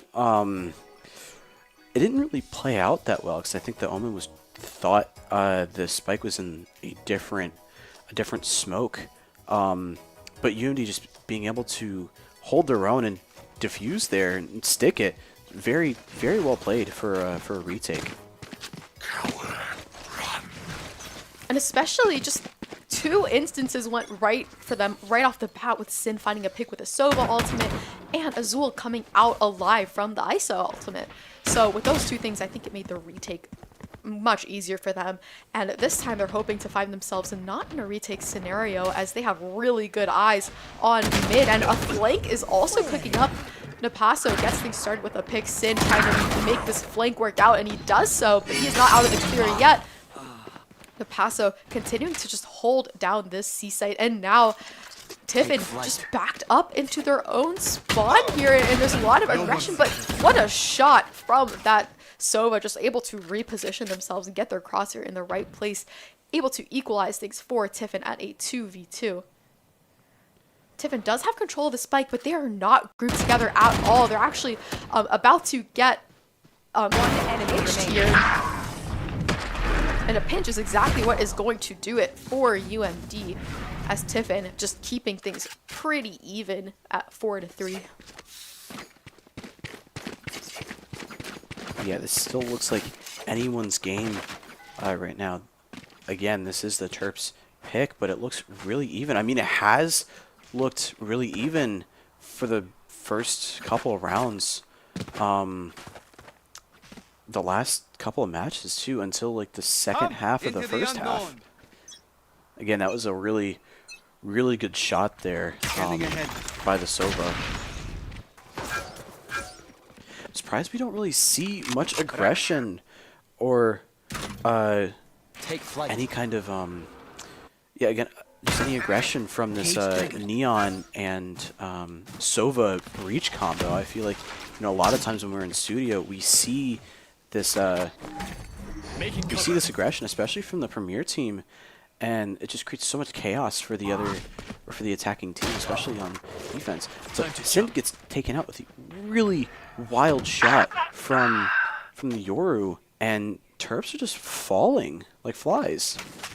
Yeah, suddenly they're way numbers down and way not in position to defend a site. Cyber was the closest one to doing it, but with him getting picked off, it's going to mean a 2v5 retake. Pickle Richard just keeps things alive for the Terps. He's trying to zoom his way onto site, but with the positioning long, it makes things really difficult to pull off the defuse here. One enemy remaining. And now it's down to a 1v3, but with HP dwindling, that is going to be Tiffin's round. And as things are completely equalized. Only go so far. Skill covers the rest. Terps not looking good for this next round. They are going to have to save up a bit. Richard might go for a Hero Vandal. We'll have to see about that as the round begins to start. I'm assuming he's going to do that, but it's anyone's game right now. But the Terps have been holding really well against a heavily attack-sided team. And if anything, that would give him some confidence going into the second half. Yeah, and while they don't have a buy, Pickle Richard with a Hero Guardian able to start things off right. And the Yoru ultimate comes through Cyber yet again. Talk about setting the Terps off on the right foot. Is able to land a clean shot with the Deagle. So is Azul. But Napaso does get taken down here into Garage, and that means that Tiffin's going to be able to regroup together onto the C site. UMD has got to work out a retake. They have a lot of initiator utility to work off of as a trade comes through from either side. Azul, only 24 HP, but Sind finishes the job with a Sheriff, and what a thrifty round it was for the Terps. That was exactly the kind of round you need, and they played that really well. Even with Tiffin being pretty aggressive towards Garage, and even off that round, Tiffin's gonna have to half buy. And if the Terps want any momentum going into the second half, they can easily bring this to maybe at best an 8-4. Especially against such an attack-sided team, that's exactly what you want. And we now see that heavy aggression from Pickle Richard. Oh, this reminds me. It's starting to pay off. This reminds me of Yex in every way, shape, and form. It does, right now. yeah. Oh, great job from Pickle Richard. Just, you know, finding that aggressive opening pick, backing up to safety to help the rest of his team, but he does get taken down because of the wall bang. But still, not a whole bunch of space has been taken by the side of Tiffin yet. Does look like they're rotating. UMD just still has maintained great positioning. But do they have eyes on mid is the question right now. I don't think they saw this rotate quite yet, but still, they have so much Cypher utility to work off of on A. They're not even really worried about timing onto A because they know that Cypher utility is going to buy them time. Napaso, Sin, Cyber all doing their parts here onto A site and mid, leaving only the ISO gets cleaned up by Cyber. These have been two beautiful rounds for UMD. First you have the thrifty, and then you have another decisive round win with a purchase, and now look at their purchase again. They've saved a lot of guns. Yeah, I totally agree with you, and I really would like to see this these aggressive plays from Pickle Richard. I think it worked out really well because of the Breach support. I mean, the Breach had a stun. There was I believe an Omen smoke as well to help everything out, and it was perfect. They were able to get a kill, but Pickle Richard did end up dying later on. So much aggression immediately into Garage for Tiffin. Cyber's the only one holding Garage here. Sid helps out though at a long range thanks to his Sova ultimate, and it's countered by a Sova ultimate for the side of Tiffin. Trades go through left and right onto C's site, gonna force UMD to retake Pickle Richard and Sin together. Pickle Richard is the first to peek out, but that ISO shield makes things so difficult, and Sin is gonna find that out too shortly. Yeah, Thrifty does come on the side of Tiffin. UMD still has some ults to work with. They can invest a lot of ults into this next round, but they got to be really careful about this ISO ult. And Pickle Richard does buy a judge, hoping there's some aggression or presence down in sewers, which it looks like there might be. But this ISO ult might get him depending on how early he decides to pop it.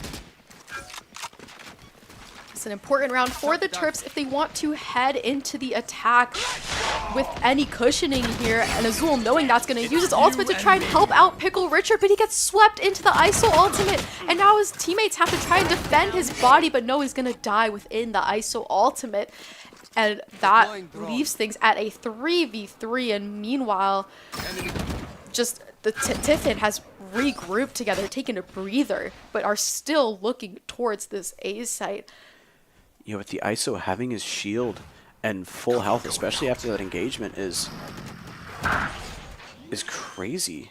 And it's just Sin that's on site, but now it's all to Cyber to potentially clutch up and put this at a 7-5. Yeah, Cyber just kind of forced to TP for timing's sake, but now his positioning is completely revealed and everyone's just looking his way. It's going to be really difficult for him, but able to find that opening pick. Tries to TP into his own smoke, only down to 16 HP. Just trying to wallbang, find success off the wallbang, but now can he do the impossible? Defuse the spike, find this last remaining player into heaven. Trying to peek out, tap the spike, hold the spike. all the way potentially. No, not quite, but it was looking promising for a second there. Yeah, very, very good try. Very good try. I mean, can't really say anything more about that. Even just getting 2 there, he almost got the third and clutched up. He was very, very close from hitting that last headshot. I believe that if he did, that would have definitely gone into some kind of montage or reel he would have made. But and now it's sitting even at the half. Again, we've seen a very even game from both sides, and this is anyone's map. But again, I've said it multiple times, and I'm going to say it again. The composition from Tiffin doesn't really allow them to have a great defense, so we might see a very big switch up in terms of momentum going into this next half. Yeah, UMD just try to start things off strong on the defensive, but Pickle Richard gets cleaned up in a crisp ghost shot. And that is going to be UMD's only duelist taken out of the equation right off the bat. But they do have a lot of initiator utility to work with, which is why I like the double initiator pick. So if your duelist gets taken down, not all hope is lost. Still, Terps neglecting Spike a little bit, just trying to push up, get a sense of positioning before they commit anywhere. And I imagine Cyber has got to be liking what he's seeing onto C-side, especially with Napasso finding that pick into Garage. C's looking pretty tempting right now, but that is not at all where the spike is positioned. Right now, Cyber's got to be calling out to the rest of his teammates, hey, C-side completely clear, and that is going to draw in a fast rotate with the spike in hand. Yeah, but Napasso's going to get pinched here from the ISO. If he can somehow get this Omen that's in Garage before the ISO sneaks up. Spike planted. He's got to watch out for that ISO coming up right behind him. Not sure he's looking that way yet, and yeah, he's going to pay for it. Spike is down for the Terps. Can they keep it ticking? Their numbers have dwindled all of a sudden, with Tiffin finding success into their retake, only down to Azul now, who's just finding refuge in the smoke, but not for long, as the UMD loses their first attack round with pistols.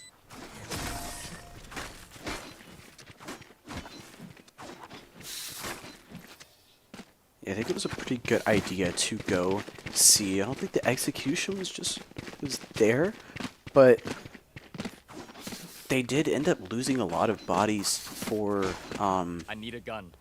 For contesting and trying to get the spike down. I think that even the early Pickle Richard or the pick on Pickle Richard was detrimental for them to even get on site. I think that even if he stayed alive, I believe he bought his wall, so it would have been really, really good for him to stay alive. But the Cypher getting 2 already, somehow trying to get the third.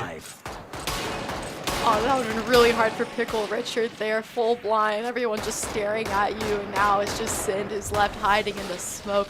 That Marshall, just off the bat, caused so many issues for the Terps because they decided to go C long, and with a long-range weapon on the other side, that's really difficult. Yeah, I mean, I think they're kind of predicting that they're not going to really buy light shields. They haven't really bought anything from any kind of save rounds at all. I mean, it's kind of consistent. They typically buy, or they don't really buy anything. It's just classics. So I think the Marshall pick was really good, and even these shots were pretty impressive. So Terps have a new set of guns, but it's this first round pick by the Euro that's insane, and Pickle Richard is not able to capitalize off of the judge buy. It's not looking great into the first couple rounds of the second half. UMD's regrouped mid a little bit, full scale rotate towards C, especially with Cyber finding success onto C side. That's going to make things look even more appealing if Napasso is able to meet up with them from Garage. Cyber once again just kind of trailing down, but he does lose his teammate right alongside with him. Napasso, great timing out from Garage. That's going to continue to hold Garage. Great game sense. One more Garage he's got to be aware of. Oh, I don't think he caught eyes on him, but I think he has an inkling based on that Cypher cage, but they definitely don't know his position for certain yet. The ISO peeks out, finds the pick onto Napaso. Cyber, who's had a great round so far, down to a 1v1. Destabilizing. The ISO is going to try to use all their utility that they have available to them. They have another way to weaken Cyber with their utility. Cyber's just going to try and play this one safe, throw a smoke, play time here. And will the ISO check the quarter? Nope, Cyber going to land a clean headshot to find his third for the round and finally stop this run that Tiffin has been going on.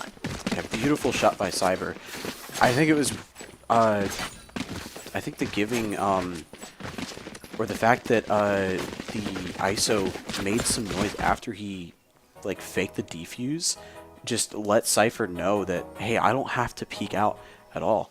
And it was, I think that was probably the reason he won that round, was just his patience and not giving his position away too quickly, because the ISO was ready to take a fight.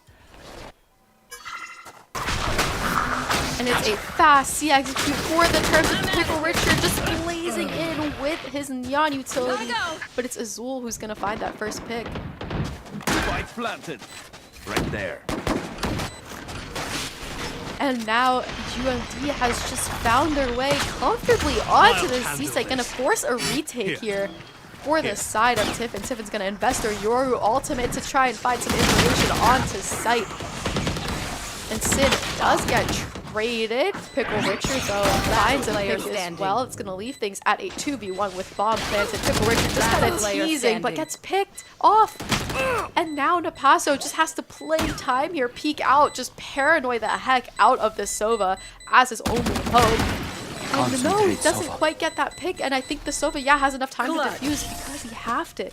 That's a tough loss for the Terps. Yeah, they looked really oppressive in that round. They looked like they were doing really well, but I think it was just the fact that they were trying to push out, and Pickle Richard took a 1v1 there and eventually lost, and then it was just not a great position. I don't think the spike wasn't really planted for Garage either, so it was just an unlucky situation. Terps got to win 2 rounds to level things out. They found a little bit of success on the attack, but they have yet to go on a large run this game. So that's definitely what they're looking to do, to try and push themselves in a bit of a round advantage before they have to worry about coming back before overtime.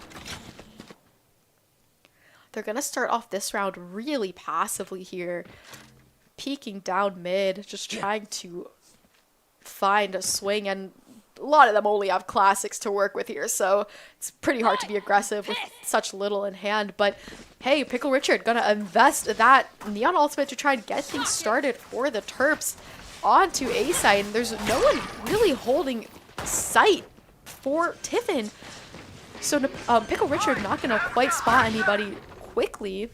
Spike planted. But the Sova ultimate gonna take down Sid, and Cyber gets taken out quickly to follow. And Terps have just are way numbers down right now, and HP down by an Apostle. I'm honestly surprised that Pickle Richard invested an ultimate in that situation. Yeah, I mean, that was his only way of potentially getting a kill. But most of the Terps were really concentrated on the ISO that they didn't realize that somebody dropped down out of heaven and immediately started shooting at them, and it was too it happened too fast for them to react off of it, which it's kind of like just a thing you have to be wary about. Even though there's an ISO that's just sitting in his ult waiting to be killed, there's still other players coming from everywhere else, and we do see a timeout coming from UMD. So I think they're really I think they might try to talk about their site executions here. I mean, it looks they are getting some value out of it. They're just not getting those kills that they need to really kind of help their chances in a post plant situation. I mean, we've seen that when they do get those kills, they have the upper hand. They just got to play post plant really well. And it's funny that you mentioned just being distracted by that ISO ultimate. It's so tempting just to sit and wait for that ultimate to expire. But yeah, you gotta be aware of Heaven. And this is a great time to take a timeout for the Terps. You don't want to let Tiffin get too close to closing out this map. We want to see them come out of this timeout with a round win, which honestly hasn't happened much since the Terps have been taking their timeouts. They tend to struggle in the round immediately following. Hopefully, this is the round that is going to flip the script for them, though. Yeah, they do have two very nice ults to work with, the Breach and the Sova ult. So my guess is they're going to use the Breach ult with Neon, sorry, Pickle Richard right behind. And do they invest in aggression? Oh, Napasso gets a great shot. Great shot from Napasso. It is going to be a full-blown C execute for UMD, but as a trade does come through on either side, that's going to make UMD worry just a little bit of their for their numbers, which is why they're going to back up into long, with the exception of Pickle Richard, who gets taken down right off the bat. So that Cypher ultimate's going to sell out UMD's positioning. Napasso, regardless, still able to make some magic happen, but they're on the defuse right now. UMD's got to spam. Sid able to have success there, but he does get traded now. UMD just got to peek out and just wait for Napasso to clean things up on the flank. Great positioning from him. Yeah, it's Napasso. Just it's the mind games he plays.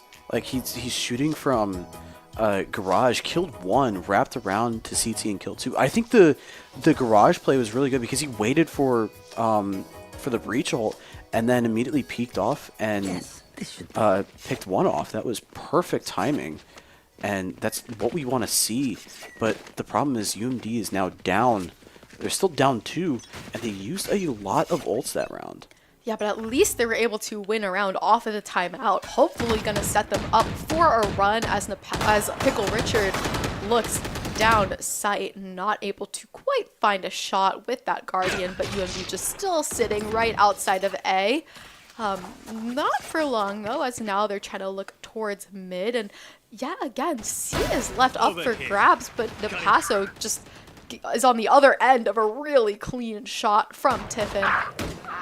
Pickle Richard, though, responds, finding success with his Guardian. That's going to reinforce UMD's efforts towards A, but he does get taken down right off the bat. Still, UMD is in too deep to back up now, as they're still trying to head towards A side. Going to use some initiating utility to help them, and they didn't clear this corner. That's going to kill Sind and Azul right off the bat, and the rest of the team comes crumbling down soon after.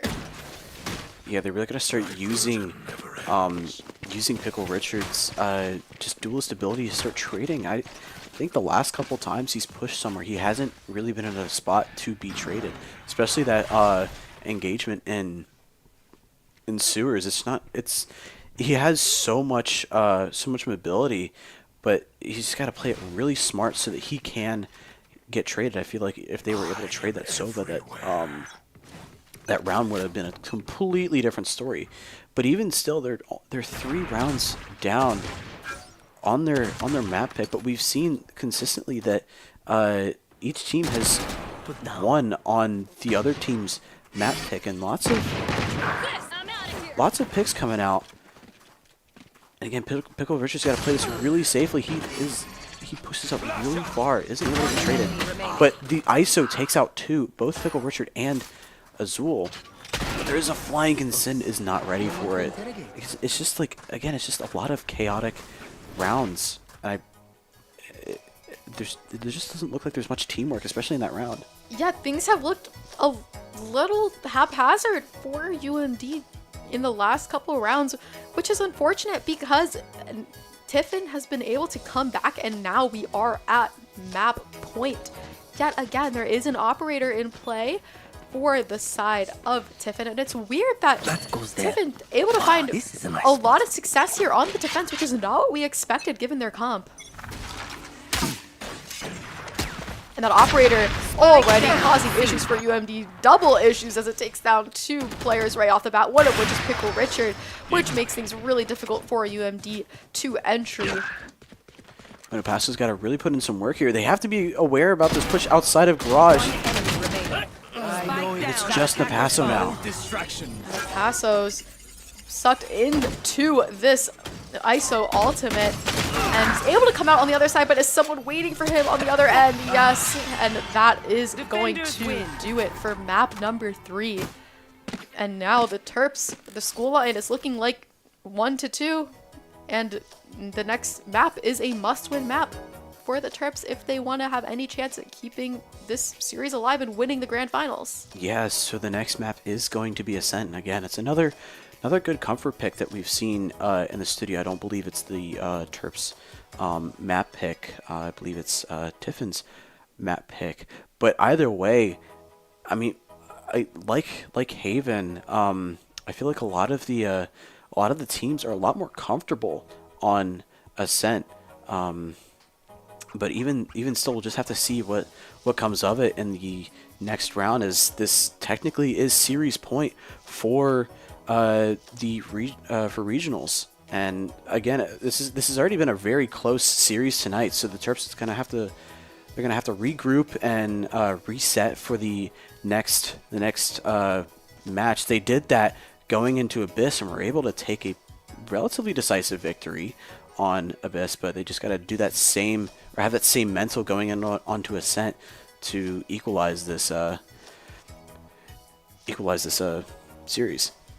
Yeah, I hope we see a KJ on Ascent. I love when people play KJ on Ascent, and I've seen Pickle Richard do it when he's playing for the Premier roster, but now that we're in Bootleg Unks, who will play KJ? I'm excited to see.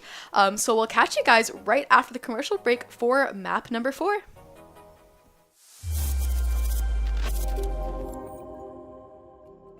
Whether you're a new publisher or app developer, or if you've been around the block for a little while and you have your own ad ops team, Playwire is developing the solutions and products that are perfect for you. RAMP stands for Revenue Amplification Management Platform. But really what it does, it helps you make more money per user, and it helps you simplify your business so you can just focus on what matters, which is making great content. So if you think about today's ecosystem, there's so many different pieces to run an ad tech platform. RAMP brings the entire ad ecosystem under one umbrella. Everything from centralized ad unit creation to piping in those demand sources. We layer on a DMP, and we take care of your data privacy and consent management for you as well.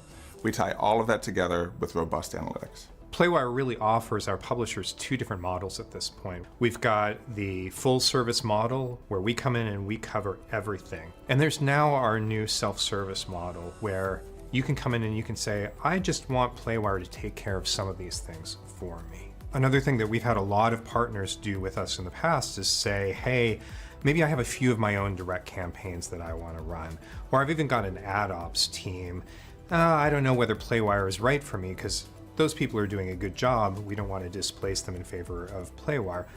That's fine. We're happy to bring all the technology that we've put out there, but use it with your own team and with your own ad stack. What does that mean for you as a publisher? It means that you get to leverage all of the revenue maximization technology that we've got in place and still have all of the capabilities and all of the demand partners that you're used to working with. You can have your cake and you can eat it too. We actually do things at such scale, right? We're serving 70 billion ads a month at this point. That's a huge benefit that we're passing on to the publisher. Revenue intelligence marries human intelligence with machine intelligence. At its core, revenue intelligence is about taking all the demand that you're already getting and getting more out of it. We want to make it so that you're getting 10% more from your ad inventory without even worrying about who the advertisers are. It's based on us going in and understanding what are the places where we can put additional price pressure on. There's all sorts of situations like this where you can eke out little benefits and add them all up. You're quickly at a point where you are getting that 10, 15, 20% uplift on your revenue without having made any changes in who's actually doing the advertising. Our DMP is built from the ground up to work in a cookieless environment and not use cookies to basically store, user behavior or anything like that. And it's built right into the RAMP platform.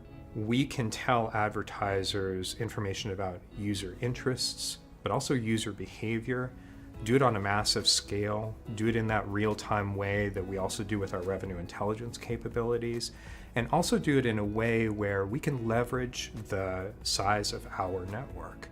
We're trying to do everything that we can to show you every step of the process of getting an ad onto the page. That means that we've got much richer charts and graphs, a lot more ability to look at a piece of information and drill down on it. Answer that question that maybe you didn't even know that you were asking. We're trying to make you think differently, actually, about your business, about how your business relates to advertising, and reveal all of that through the platform. So analytics are one big piece of it. It's a constant evolution. We're constantly updating our technology. We're constantly creating the future.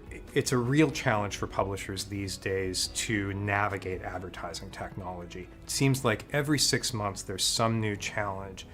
And at Playwire, we make sure that we take all of that pain away from our publishers so they can focus on their core business of publishing. Terp Adventures take flight at Stamp. Host to countless Maryland events, programs, performances, and more. Feed your body, feed your mind, feed your soul.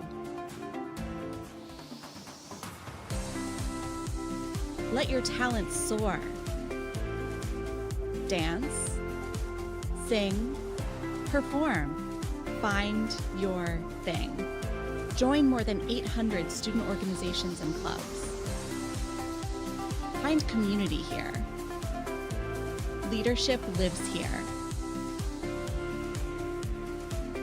Art thrives here. With space to grow. We're all just kids at heart. Let your imagination fly.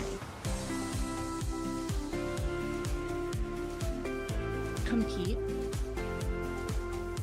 Play. With wings on our feet. Here your spirit can fly. Here your soul lifts up. Here you remember those who came before. This is STAM. This is the Center for Campus Life, where Terp adventures take flight. You belong here. Come fly with us.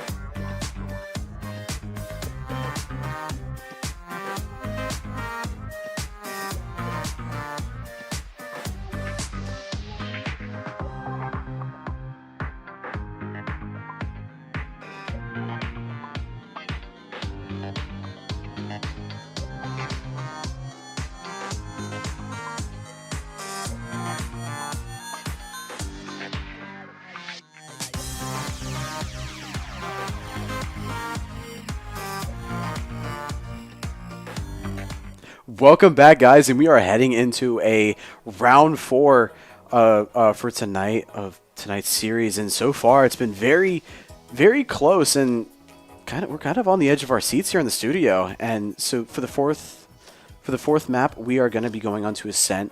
And just a small note, in terms of composition, I mean, we see a lot of mirrored comps on Ascent. I mean, so far we've, at least in this series, we've seen some off-meta, I'd say, compositions. So we might see something special on Ascent. And they are already into the map in the first round. And it is a mirrored comp. Again, KJ. you do get that KJ, yeah. Yippee! Double KJ. This time Napasso is going to be playing it for the Terps. Super excited to see some KJ gameplay here as the Terps are starting yet again on the defense.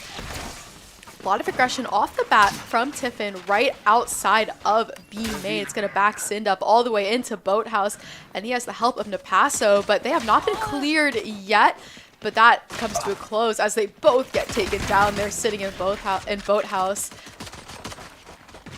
And Azul does respond in from steps here. He's still looking to do damage, and Tiffin's HP is not looking great. This is very winnable for UMB, especially with Azul finding yet another pick as he looks into B main. Spike is planted, so the Terps have got to get a move on to things.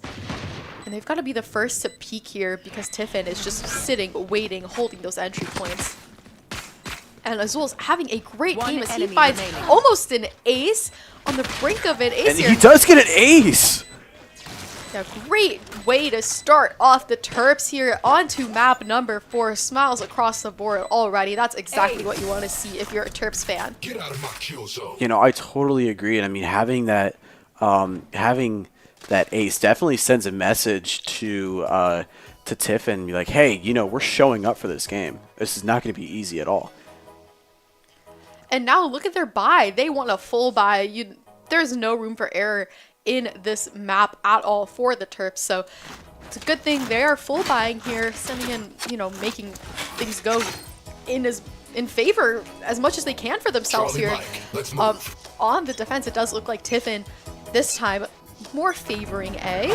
Richard going to be aggressive though with a Marshall in hand, going to have a one way to work with as well, but going to take a lot of damage, going to back off of that aggressive angle he's holding, and he's more look towards main. He does get picked off. Azul responds, but Azul gets picked off as well.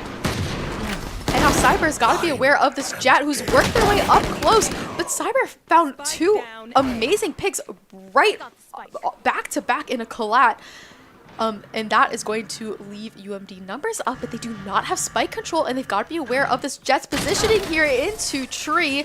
And the Paso cleans things up with a Spectre in hand. It's going to be a little bit easier.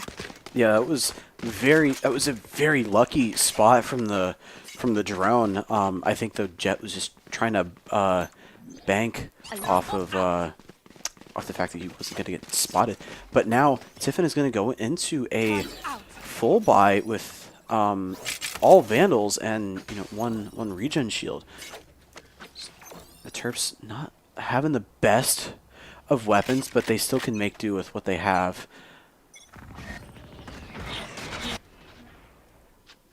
Napasso, Pickle, Richard, both being aggressive right off the bat in terms of the angles that they're holding.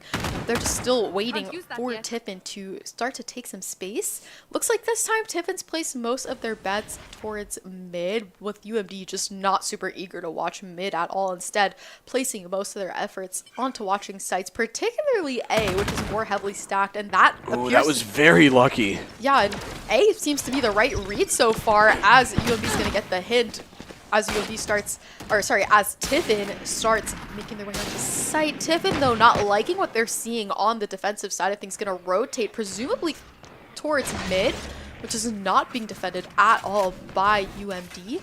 They're going to make their way onto B site, presumably through market here. Pass is going to have a lot of trouble trying to hold this down. Yeah, Pickle Richard caught in a really Never mind, hard place. Napasso's holding his own. It's one kill. Oh, and Pickle Richard just forced to watch so many angles all at once. Has done a little bit of damage. What a shot from Azul, and Pickle Richard finally finding value off of that area. Off of that Marshall. Now Napasso just left in a 1v1 here, and that is 3 for Napasso that round. Great round for him, as the Terps have 3 round wins so far on Ascend. Things have looked really great for them. Yeah, I mean, to be honest, I thought it was all over when everyone started flooding on site or flooding into like boathouse area for Napasso, but he held his own, and his teammates backed him up from CT and Market, and he was able to just lock down site and get those much needed kills. I mean, time after time we see Napasso getting very high impact frags, and there's a lot of mid presence already going out into this round. Pickle Richard, great shot to start things off. Dashes back into safety, peeks out, finds a second, hungry for a third, but he's not quite gonna finish the job there. Still, great opening presence from Pickle Richard right off the bat into mid. Yeah, that is a gun for Tiffin, but still, they're down 1 player, and if Azul can get this kill, but he does not, it gets taken down by the KJ. But Tiffin's really spread out here, and Cyber might get a really much needed kill. That is Spike down. Spike down mid. And he's in position to keep really good and secure eyes onto the spike. He's just sitting in that corner waiting for Tiffin, because Tiffin has to peek in to him if they want control of that spike, and he knows that. So Cyber just sitting, waiting patiently. He's got to watch this Omen's positioning here, and that is what is going to do it for him. Omen might be able to pick up a bit of a better gun now, which UMD has to be aware of as Tiffin makes their way towards A site. 30 seconds left. I'm surprised that ultimate was invested for Tiffin there, as it does look like the KJ should have had the read that the site is completely free. But still, UMD, the job is not done for them yet. They've got to get onto the site, defuse that bomb if they want their 4th round win. Yeah, Tiffin's set up in a really tricky position to play this, but Napasso does get the kill. They have the, I think they have the, some Sova utility. Both of them drop aware he's hell. Now Sin forced into 1v1, peeks into hell, finds that pick, and it is the Terps who are going to find 4 round wins. And that one was a little more scary than the last Yeah, one, that was definitely a nail biter. Towards the end of that round, I mean, but even still, the Terps were able to pull it off, and they're sitting pretty comfortably at a 4-0 lead. Definitely some money in the bank. And yeah, things are just looking good so far. But the Terps really got to keep this momentum up. Tiffin is giving a pretty hard hard game for them. It's not looking really decisive, but Sin does buy the Odin. And as he should, because these walls are paper thin. Oh, he's spraying through, not going to quite find a pick yet. It's Cyber who's able to find a pick to start things off. And now Tiffin just really spread out across the map here, and they're aware of the Odin's positioning onto B site slow. That's going to probably encourage them to go A, but on A, they're met with a smoke. Mid, they're have to work out a smoke as well, and what a shot against Pickle Richard there. Oh my gosh. Yeah, that is the op down, but somebody might be able to recover that because it's so close to CT. But Azul's probably going to meet the Jet here. Maybe not. I stand corrected. They are going to probably go tree.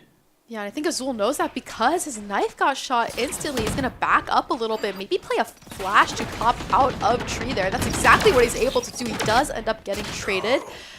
But with Cyber getting taken down too, that is not a good look for the Terps. Napasso eating a little bit of damage due to that shock dart, and he gets taken down as there's 3 players looking his way into heaven. Just going to leave Sid and his Odin to try and make the impossible happen. And that's a rough loss because you lose that Odin, and now presumably Tiffin's going to be able to pick that up. Yeah, you lose the Odin and the Operator, so that was a very expensive round, but the Terps, I think, still have some money left in the bank to have somewhat of a pretty good buy next round. Yeah, UMD's in no place to panic right now, and yeah, the Odin picked up for Tiffin, but yeah, they don't have to panic. They have a good cushion here. They have a decent economy cushion. So as long as they can come away with a round win here and just kind of stop Tiffin in their tracks, they should be in a good positioning. The Paso starts things off by getting traded. Sin looking to avenge his teammate by holding an aggressive angle, backs up due to the smoke, and is just going to wait on the other side of it for the Jet to peek through, sprays through the smoke, finds the Jet. That is going to hurt the push of Tiffin. Use the Sova drone, try and find positioning onto site. I'm surprised, yeah, the spray is starting to come through from Tiffin. And Tiffin just kind of trapped here into garage, or into B main, because UMD just has really good positioning. Pickle Richard on the other side looking into mid and is able to spot where this Sova is. And it's a Odin here versus a Vandal, and it looks like the second Vandal right behind the Odin is gonna be the one to win that, as the rest of Tiffin decides to take B-site. Cyber, though, stopping Tiffin in their tracks, and Cyber, yeah, again, just having a great round, and what a hold from UMD. Yeah, it was pretty smart there from Tiffin to, once the Sova got eyes on Pickle Richard and mid, to kind of double back and have a double swing on them, or on Pickle, to just kind of guarantee a kill. But the defense on B site has been immaculate, and we're going to see a timeout in response from Tiffin. I think it's their first timeout of the series. Yeah, and I can tell you from here, the vibes are certainly up in the studio. Just the whole team, it's got to be feeling very confident based on how this map has gone so far. Coaches gotta also be feeling quite confident in the team's performance so far. They've looked really good, even when rounds haven't started exactly in their favor. UMD hasn't panicked. Instead, they've played their retakes really well. They've played each other's utility super well. The communication is there, the teamwork is there, even when rounds don't start off on a super decisive note.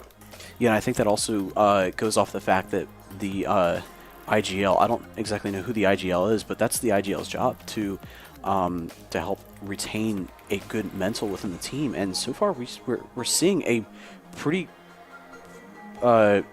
strong mental with this team. I mean, like you're saying, the vibes are up. Everybody's kind of laughing, smiling.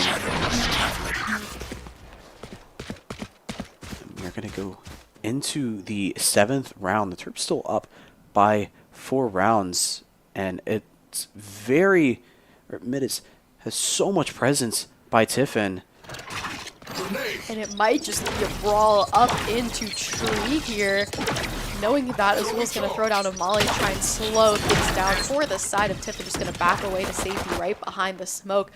Nice. Invested for Pickle Richard, not going to quite capitalize off of it, though, as he does get taken down. Cyber secures that trade, and Azul's just trying to run away for dear life outside a tree. And he's able to turn around, find a pick. Sid with the Odin, also able to find a pick for himself, but now there's an Odin on the other side of things that UMD is now aware of. And while UMD has numbers up, they're in no place to just ease off the brakes, but hey, they're able to play numbers, able to play that angle smart to deny that Odin becoming an issue.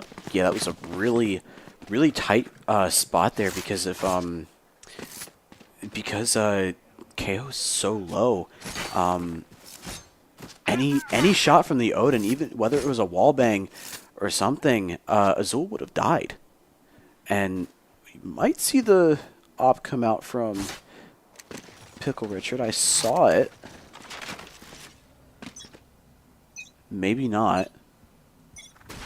Wouldn't be surprised if we saw an op eventually, especially if it's placed mid. Pickle Richard has had a lot of success peeking out of mid, so hopefully that's in the cards for him. And it looks like this time he purchases an outlaw, and it pays off for him as he peeks mid, finds a pick with that outlaw, gonna back away behind the smoke. And now Tiffin just trying to make something work mid here. And they're able to start things off on a right foot by killing Pickle Richard. But which site will they end up executing is still a question. They are leaning towards A, but they're going to be met with Azul and and Cyber. And so far, this duo has held down A really well. And Tiffin looks like they're on the brink of an A push, but Cyber is just waiting. And with the assist from Azul, just telling you how well he's using his utility there on to A side. Cyber still holding down the fort A, just slowing down Tiffin. They're only down to 30 seconds remaining, and UMP is in a great position to defend A site. And Tiffin is forced to go A with such little time left. And Cyber takes a very good position, gets an off angle, and secures a 3K for the round. And UMD at a scoreline of 7-1. Sind has been coming in huge with this Odin that he's kept for round after round. It's got to be frustrating for the side of Tiffin, but UMD just in such a groove right now. They don't have to switch up anything. Everything they're doing is working.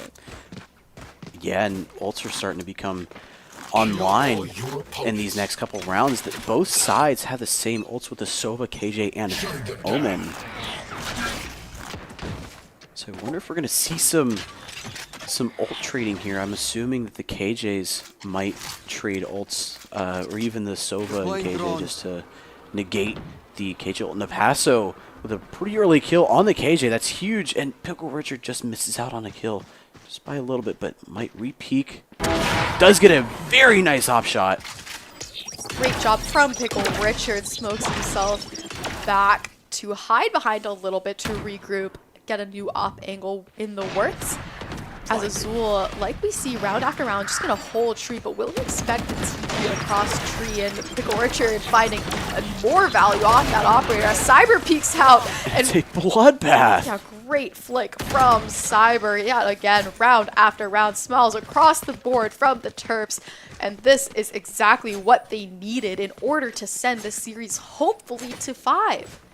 Because this is a must-win map for them. But by the looks of it, they're not stressed at all of their stance right now. Yeah, I mean, it is 8-1, and if we just look at Pickle Richard, he's laughing. Like he's having the time of his life right now, and I'm assuming most of the other players are too. And again, same ults as last round, so we're going to have to see something, and Pickle Richard might be coming out with an early shot. Does get some damage off, but also receives a bit of damage. Not too much. Cyber, who's had so much success holding down A, gonna be a little bit more aggressive this time in his hold. And with a one-way, it could pay off as he's about to make contact here. It's gonna deny the high-low thanks to his smoke and a back up onto site though and into tree. But Pickle Richard, yet again, just causing so many issues with the operator. And Azul is also holding down this A site along with Cyber. These two have just been unstoppable onto A. Oh my goodness. Yeah, I mean, we can hear them from outside of the casting booth. It's just, they're just, they're cheering, they're laughing, they're having so much fun. I mean, this is the kind of round or match you need, especially after the last match just being a little rough on Haven. But they're playing together really well. It just seems that the team chemistry is just working.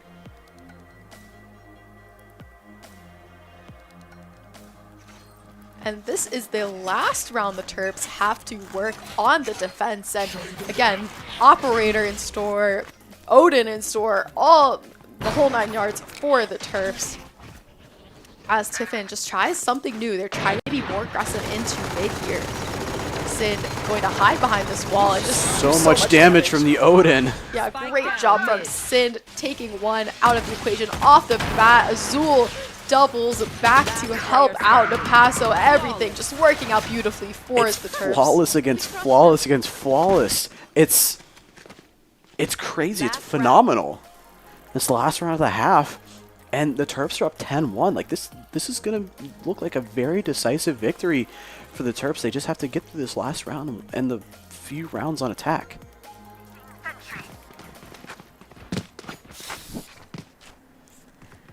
Yeah, so much has gone right for the Terps, and they're going to be met with a better buy from Tiffin if there's any silver lining here for Tiffin, because, you know, their economy's certainly been struggling. Pickle Richard holding an aggressive op angle here outside of A. We're pretty spread across the board here for Tiffin. They didn't like what they saw A, so they're going to back up a little bit, maybe from mid into B. And Azul gets taken down. That's new, considering that the A hold has been so strong for the Terps. But regardless, Tiffin going to regroup together. Oh, and Pickle Richard gets a very clean shot landed against him. Regardless of the KJ being such low HP, will the Odin be enough to clutch up here? I think Sid actually may have dropped that Odin. Yeah, for a Vandal, just to have a more precision in his aim, and the precision's going to pay off as he denies any B main entry points for Tiffin. I love this position by Cyber. They might just try to catch Sind off guard, but Cyber is still waiting for this plant. But it's going to be really unlucky because they're going to plant for hell here. This is one of the only times the Terps have been in a retake situation, so how will they play it out? We really haven't seen this much here on Ascent. Does look like most of their efforts are going to be spread out. Instead of playing together, they're going to put Sind in from Heaven, presumably, and Cyber from main. One enemy remaining. And Cyber gets taken down. All that leaves is Sind here into Tree, and the timing does not work out. And that is the last round of that half that did not go in favor of the Terps. But now that the half has switched, the playing field is way more level in terms of economy. Yeah, I mean, just the fact that the Terps look way better using this composition, I feel like attack side is going to be pretty one-sided and leaning towards the Terps. But, you know, we'll have to see. It's all in the future. But here we are. This looks like it's going to go to map 5, which is kind of expected in a grand final. Yeah, would not be a Terps Esports Grand Final if we did not go to 5 maps, if you recall our streams from last year, the 2023 season.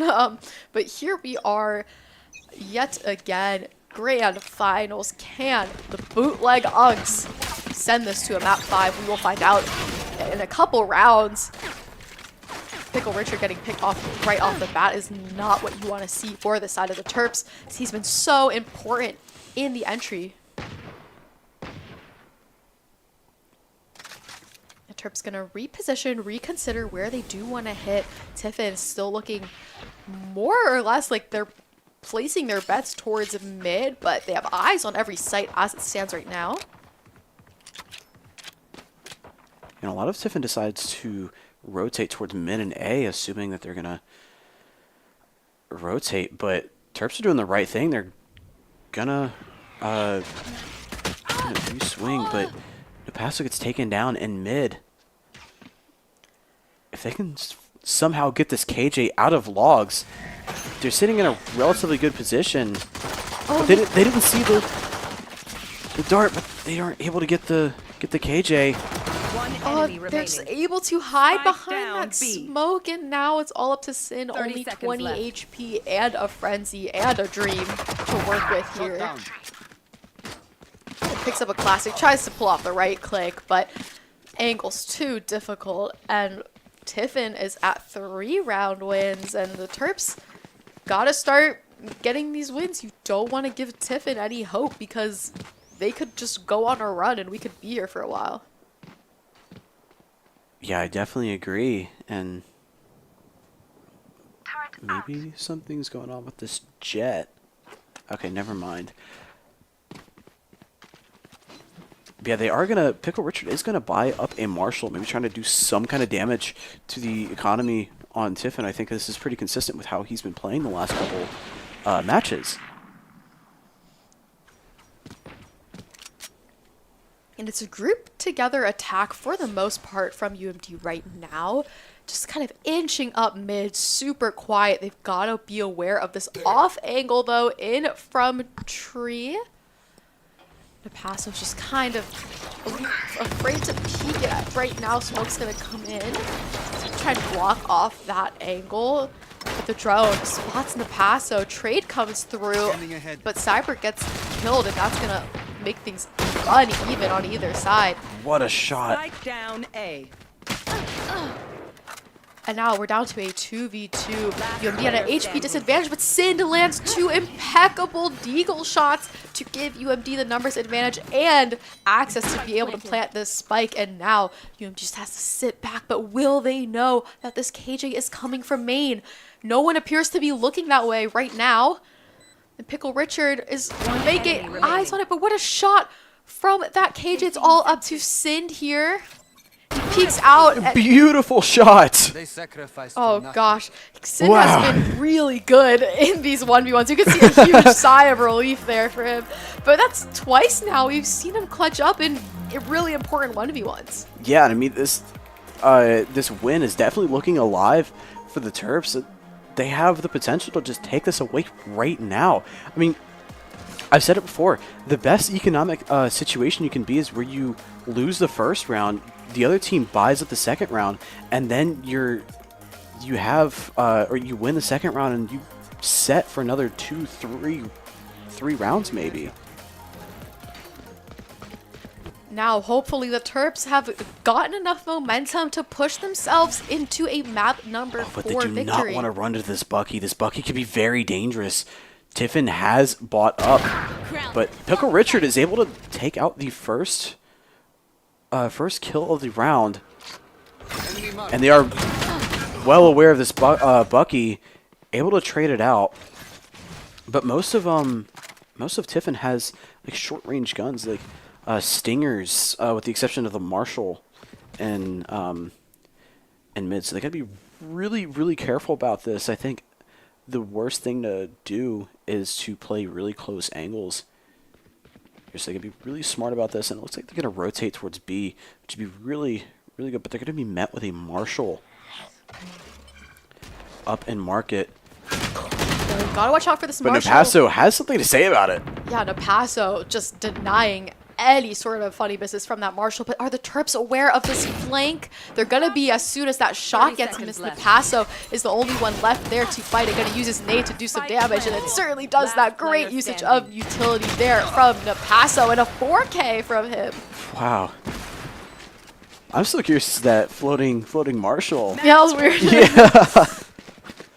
But hey, Terps are at map point at 12. They need one more win to send this grand finals into map number 5.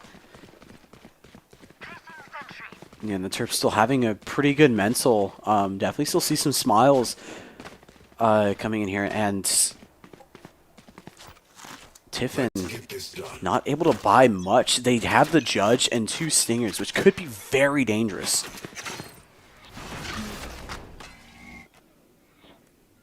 Yeah, the Judge sitting towards B main. Yeah, Napasso's the closest one to that Judge. Napasso's got to play this really smart. I don't think peeking into there. But Pickle Richard pushes in. Yeah, UMD already loses 2. Yeah, with Napasso getting taken down by that Judge, that does mean UMD is 2 players down.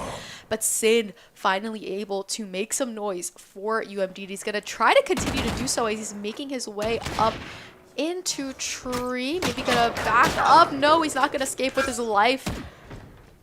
And UMB still has bomb control because Azul is the one holding it as it stands. He peeks out into mid, catches a couple glimpses of the defense there. Yeah, I think the wise thing here is to just wait for Cyber to help you out here if you're Azul, and that's exactly what he's gonna do. But UMB kind of seems stuck in mid right now. Last player standing. Yeah, it is going to go to Tiffin that round. A thrifty round too, but they've just been buying up a lot of these close range weapons, especially the shotguns. The shotguns I think is doing the most damage to the Terps. And this map there's a lot of really good places for shotguns, and since Napasso has always been lurking B, but he's won every other gunfight against the KJ except for that last one, which I think was really detrimental, and they just ended up losing lies in giving guns to Tiffin. So Oh, what beautiful a shot. shot. Amazing way to start off this match point round by Azul. Ultimate gonna come through for the side of the Terps. This time, Sin not able to quite find a pick off of it. Doesn't do much damage either. Napaso, though, as he looks mid, finds so much success doing so. Napaso again. Great. Beautiful shots all around this this round. Yeah, it's just gorgeous from UMD right now. Only 2 defenders left in their way, and from them sending this to map number 5, Napaso cannot quite find the third for himself, but there's only this KJ left from mid. UMD plants spike with no issue at all, and they are just going to not get this KJ 1v1s, and they should be good. So looking a little ahead into round 5, and yes, we do see Azul taking it off with a 3K.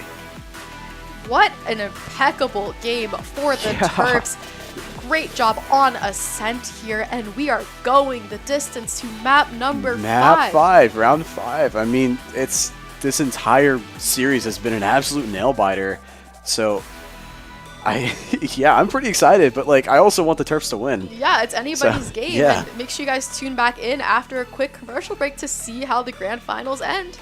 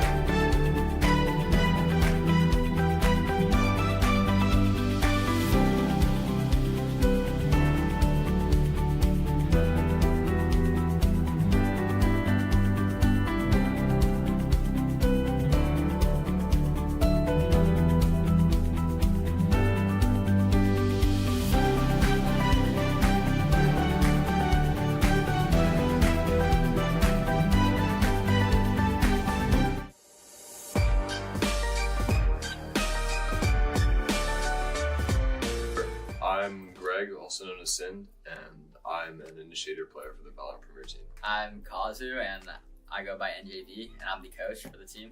I'm Richard, and I go by Pickle Richard, and I'm the duelist player. Pretty fun.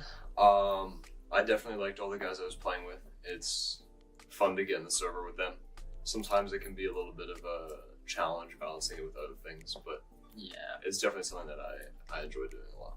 Yeah, making like all the friends that we made through this team, so it really makes me happy. So it's like really awesome that we did this. Yeah, I think I had really fun times on this team. I played well every single game. Yeah, you did. Yeah.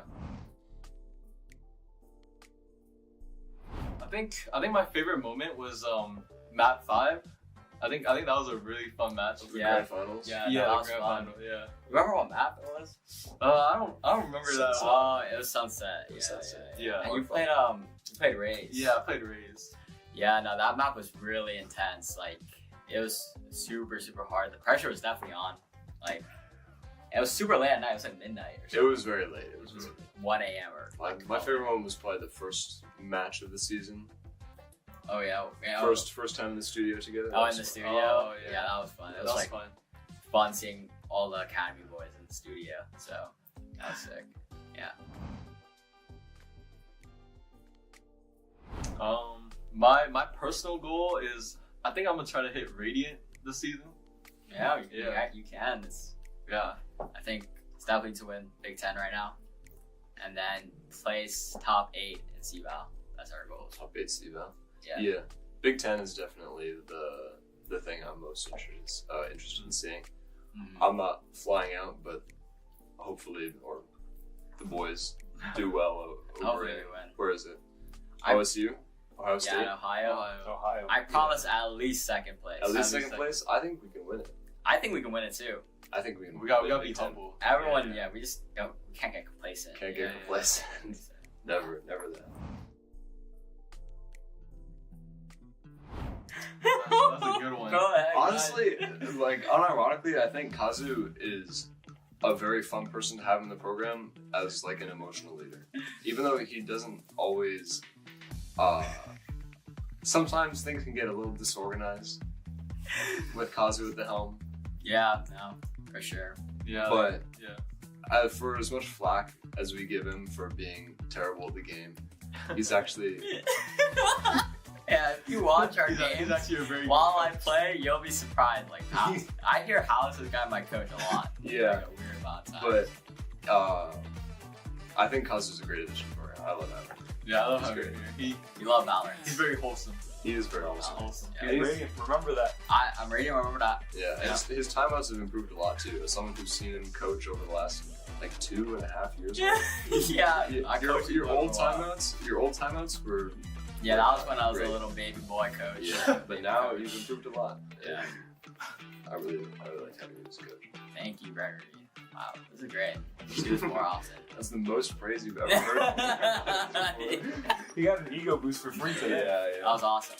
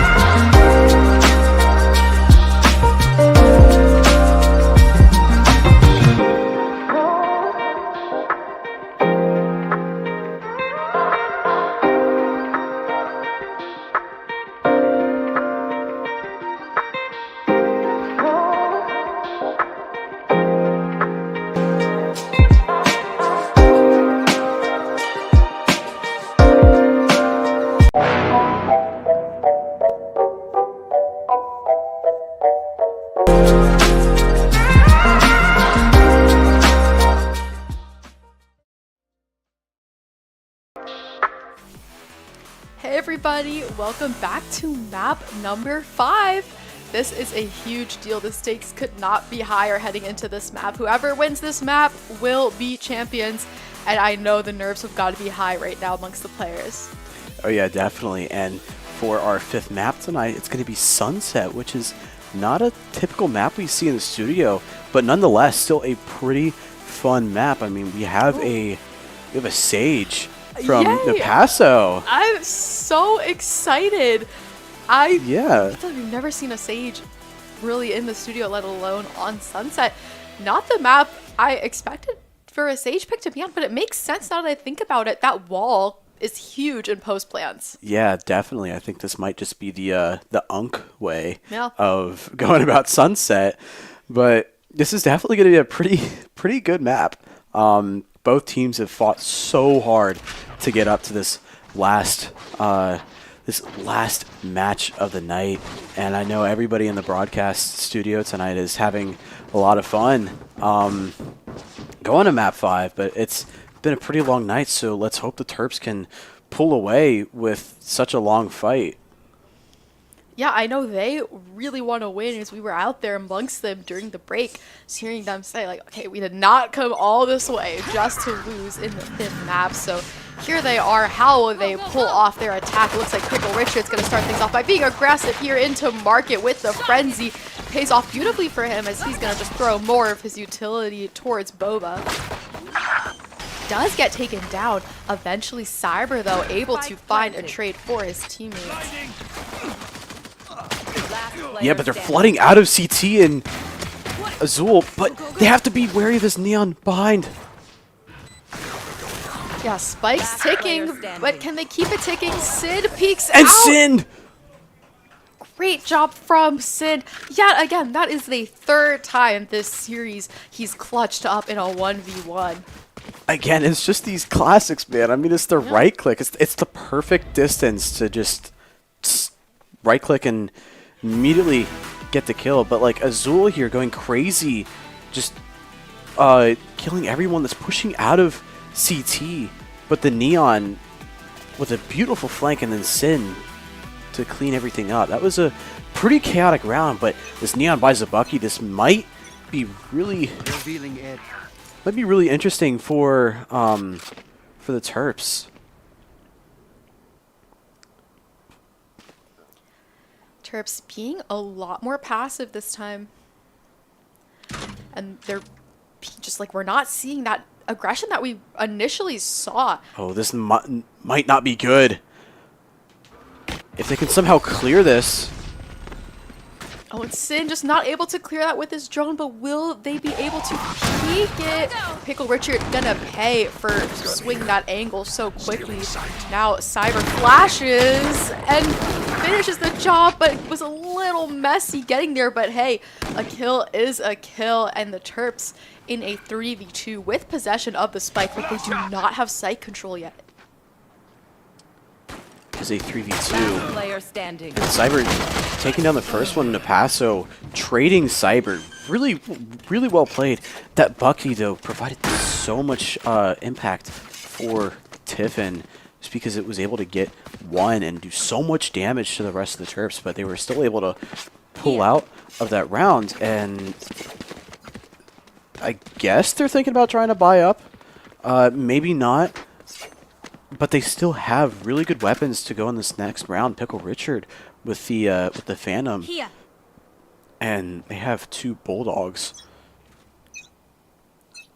So they're not totally out of this round. They still have some pretty good util to work with, and lots of aggression from Tiffin here. But the Terps just playing really passive, hoping that somebody's going to peek out.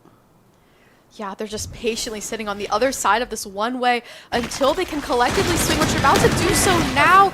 Paso gets Pickle Richard gets taken down as he is the duelist there. But still, the Terps have managed to come out of that relatively unscathed in the grand scheme of things, considering they're able to yet again maintain that spike control. But they faced issues the last round getting actually onto site. Will it be easier for them? Maybe not this round, as they have just lost that spike control. Last player standing. Things kind of fall apart there with the Sova having a really good angle to watch out of cave. That is cave, right? Yeah. I think so. We'll call it cave for the time being. Yeah. Why not? Why not, indeed? And a buy is in order for both sides of UMD, placing a lot of importance into this next round with the little money they have remaining if this does go south for them. Yeah, but this is going to be a really aggressive push here from Tiffin with the 2 initiators, and the neon ult gets popped here. Try to blaze through with that neon ultimate. Finally, Pickle Richard is the one to deny any more damage done by that neon ultimate. Napaso, though, being super quiet, scaling up on to this B site, and the spike is right there along with him. If he can just get a read that there's no one directly holding sight, this spike's gonna be able to come down, but Napaso does get killed. Take flight. Now, how will UMD hold down this site and deny a retake? They've got to have good eyes on Market, and they've got to have eyes on Boba. Those are the 2 places where Tiffin could potentially try to retake from. One enemy remaining. And as Tiffin starts trickling in, UMD just gets killed right off the bat, and now we are going to see an even scoreline. It's an interesting finisher. Yeah, it's. Yeah, I noticed it was like just everything dark, and I haven't really seen that that finisher often, really. Yeah, I feel like I don't play the game for 2 weeks, and then there's all these new skins added, and I feel so out of the loop. But yeah, it's pretty easy to get sent in the loop, and the Terps are gonna have to save for this one round. Most of them opting to buy sheriffs, and maybe Pickle Richard trying to do something different. I saw he bought a shorty. I don't know if he's gonna stick with that. But they do have some ults to work with the breach ult. And yet again, Tiffin just so aggressive with their neon and breach. It's not something we've really seen much this series with the neon and breach comparison. We saw it maybe once or twice on Haven, but that was it. And it's the calm before the storm right now, as the Terps are just being really quiet right before they make way onto this A site. The read might come through for Tiffin as soon as the Sova drone gets a peek at some of the players hiding right there. So now they're going to have to speed up a little bit, but it's hard with only like classics, pistols in hand. There's not much the Terps can do. As Tiffin just holds down A site so far. The Terps still really seeing A as a good option right now, but not for long, as they're going to double back and meet up with Sin. Tiffin are going to put a little more presence towards mid. They can easily take site or B site because there's just nobody on the actual site, and most players are in market. But now everybody's starting to flood in, and the Omen is in a very weird off angle, so this might pose a threat to UMD. And time's ticking down. They only have 10 seconds to plant this spike. They have to start the plant before the clock gets more. But Cyber gets 2 crazy kills, but doesn't have enough time to get the bomb down.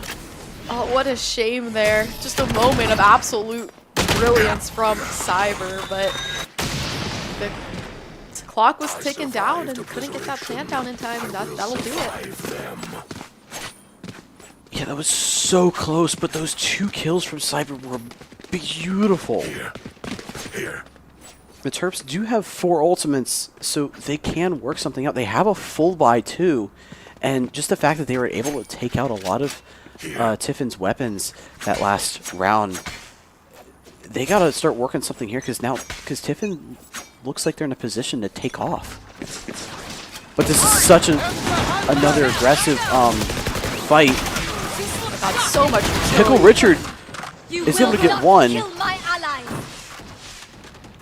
Paso using that Sage ultimate to res, and now that's gonna leave things at a 4v4. And UMD's found themselves in this position so many times this series, just being kind of stuck in elbow with the bomb, but without being able to make way onto site. Breach ultimate invested for the Terps thanks to Azul, and it's going to lend some success to the Terps as they find their way onto this A site. and able to do what they haven't been able to do in the last couple rounds, which is finally take site control.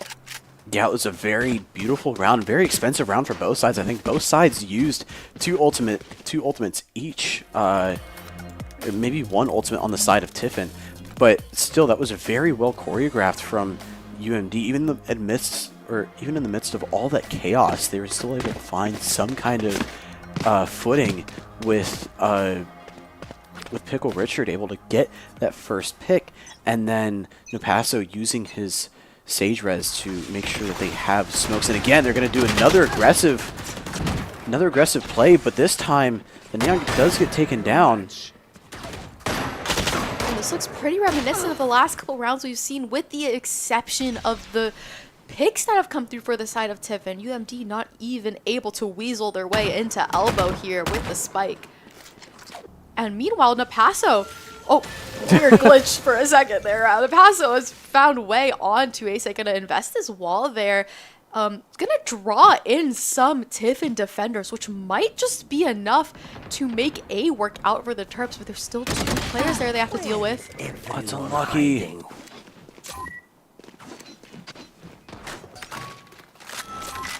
And now I know both.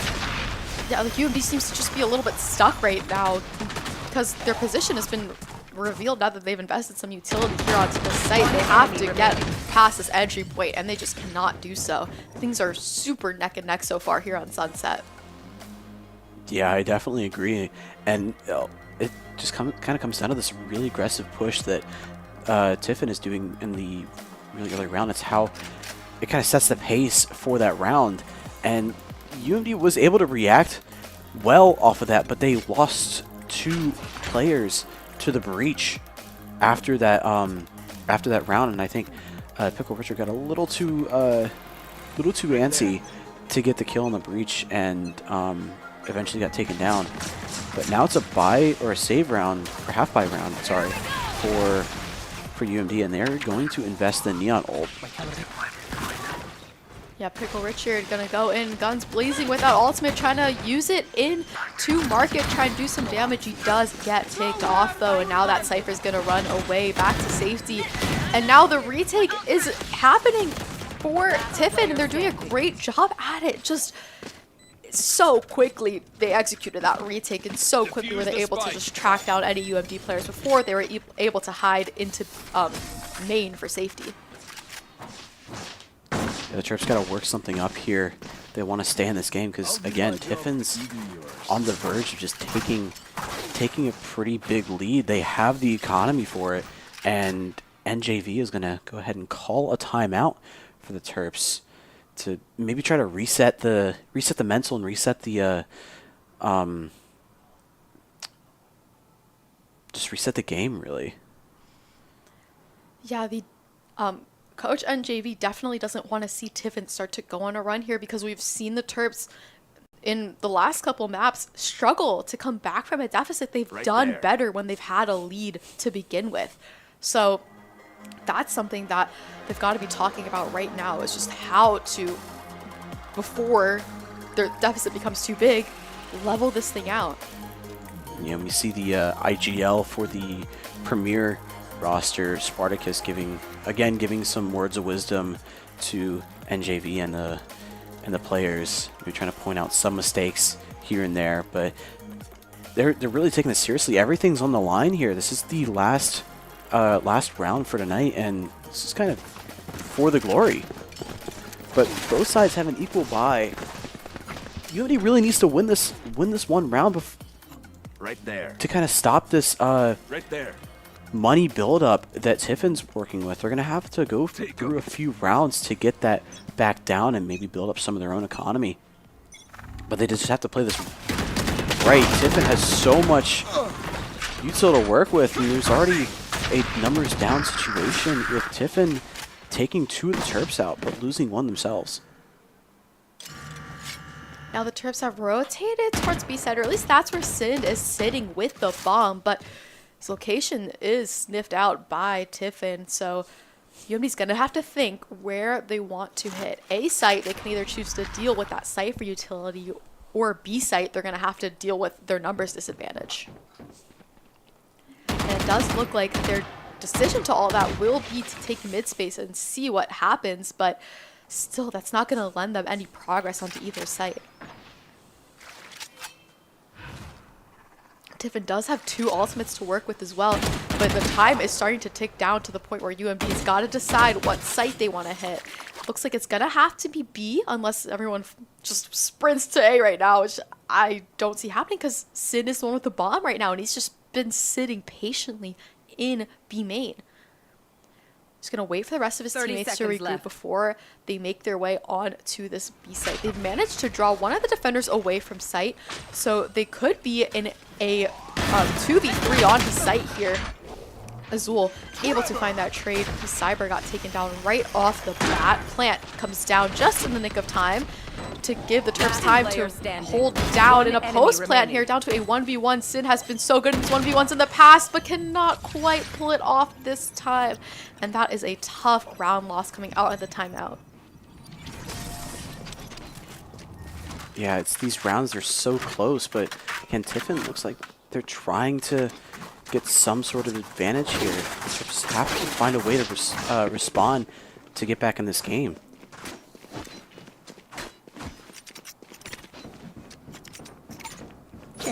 Yeah, and they're trying to just buy as much as they can just to hopefully lessen the lead that Tiffin has gained here.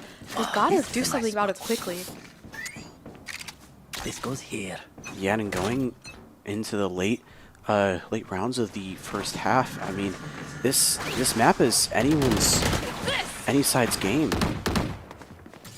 I don't know exactly if it's that much of a attack or defense sided map, but trades already coming in left and right.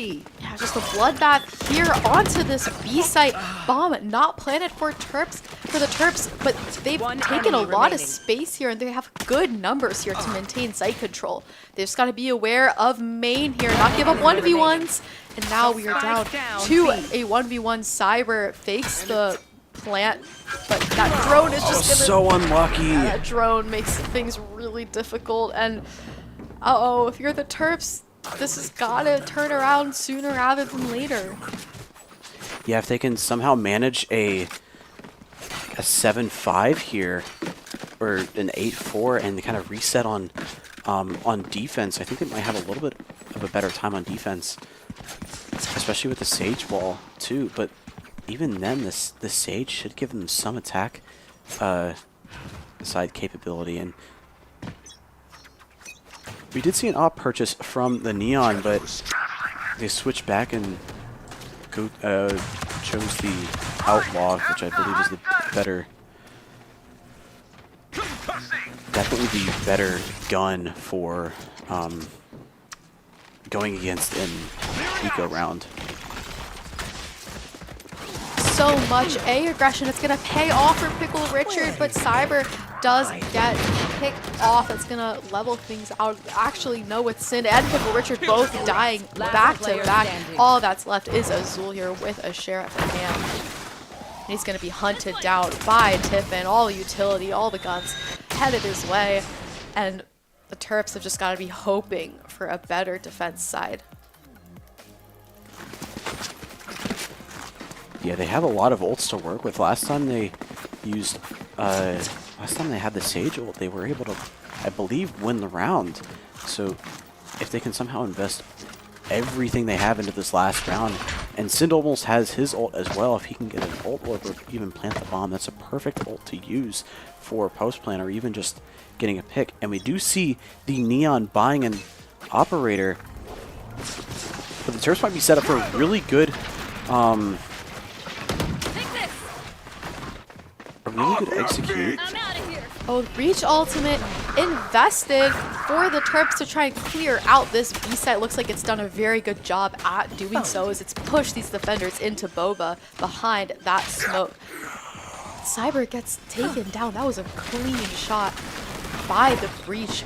Spike not quite planted yet. The Terps are struggling to find any sort of like they're not comfortable on the site at all. And what a retake from that Breach for the side of Tiffin, and now hopefully a full reset is in order for the Terps.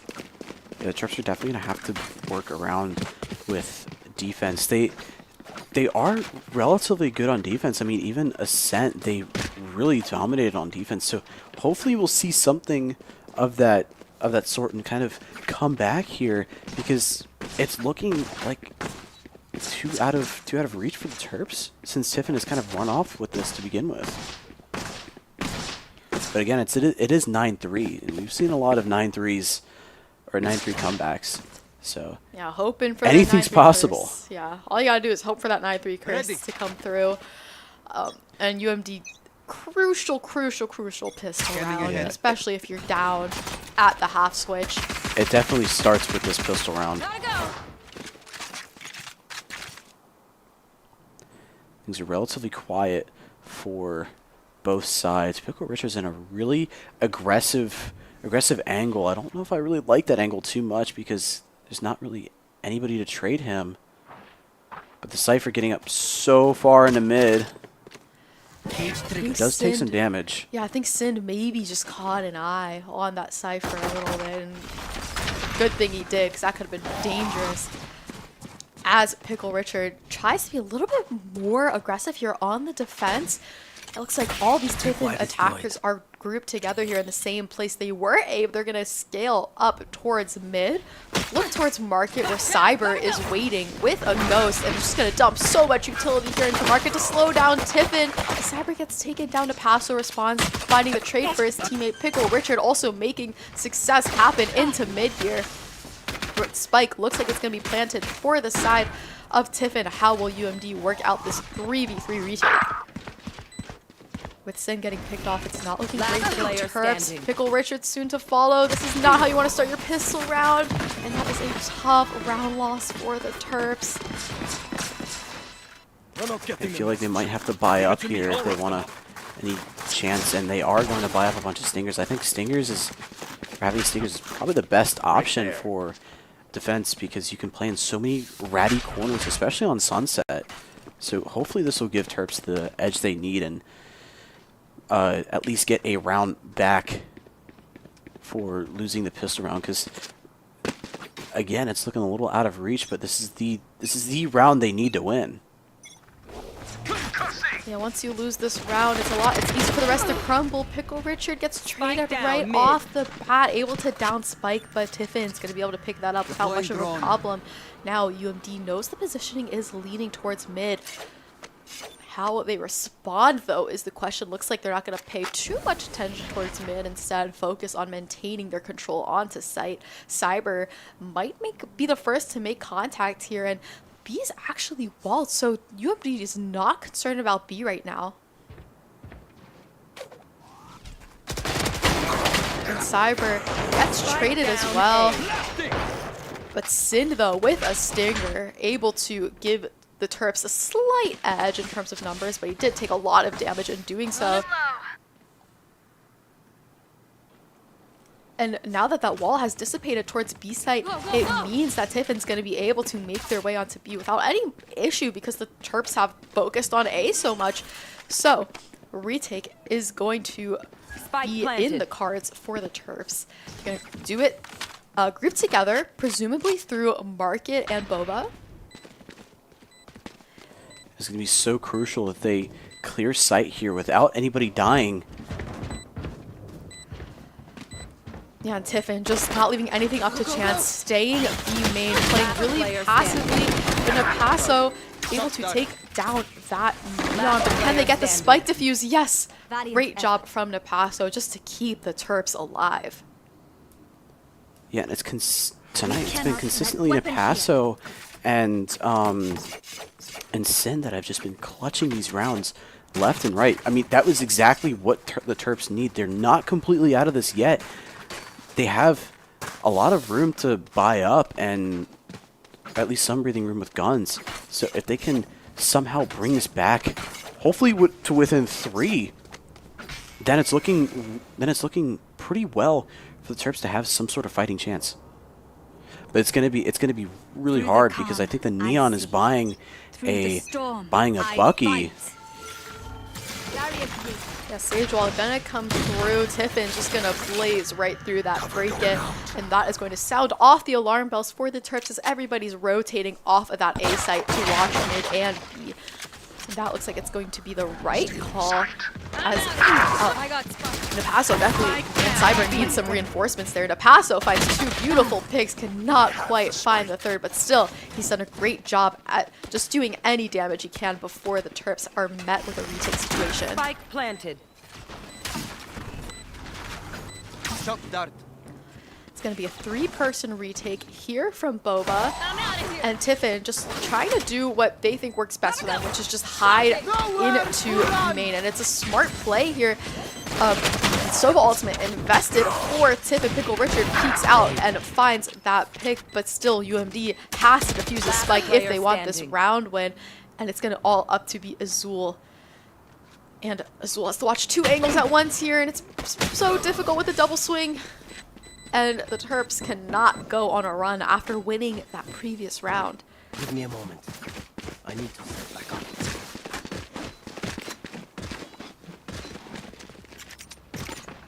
And they might just save 1 round here so they can completely buy, maybe half buy here, but at least guarantee they can buy something next round for the very last round. But it's not looking too good for the Terps. They really gotta work together and play very reactively off of this really aggressive Tiffin team. But Napasso might get some huge value out of this. Napasso's just waiting for a peek. I think the drone missed him. He's gonna peek into the smoke. Oh no! Does not find a pick there. That is not what you want to see. And Sin just taking so much damage. All seems to be crumbling for the Terps right now. Can somebody turn this round in another direction for the Terps? Noah Cyber gets taken down too. It's increasingly not looking great. Here we go. Azul just following the pattern of the rest of his teammates. So is Pickle Richard. We're looking like this might be a flawless if Sin is not able to find a pick with only 9 HP and a Sheriff. He's caught with his knife out, and that is going to put Tiffin at series point. Let's put them in the ground. Terps trying to buy up whatever they can in this last round of, or match point of the series, and a timeout is called for the Terps for this half, and they got to think of something creative here if they're going to try to get back into this. I mean, at this point, like, you know, might as well try whatever you possibly can. Coach NJV just trying to give an inspirational speech. Got some inspirational music too. Will the Terps be able to do the impossible? It's looking grim right now, but maybe they can just dig deep and find a way to get through this. Yeah, I mean, this happens in my rank masters all the time, so it's not impossible. It's just stone cold faces across the board. Everyone just knows there is zero room for error. They have to go into overtime at this point and win overtime at that.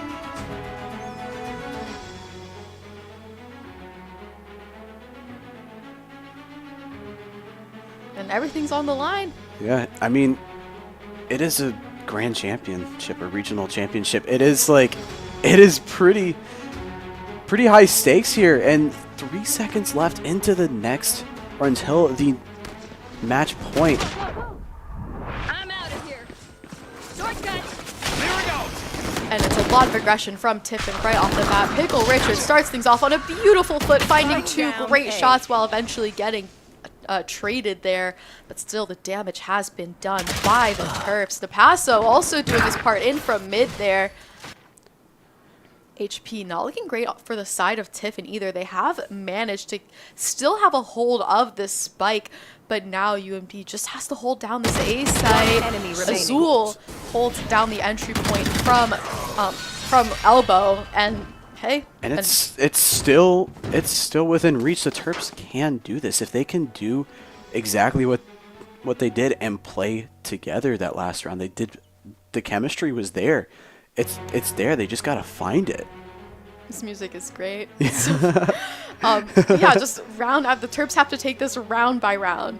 They, can't look at the scoreboard right now. Just gotta think, how can we win this next round? They have a good buy, or a decent buy to work with here. But every round just gonna be a full buy, full util, full ultimate scenario here. Yeah, it's gonna be a really, really fast round. Hopefully the Sage Wall will help stop something, but it's a split.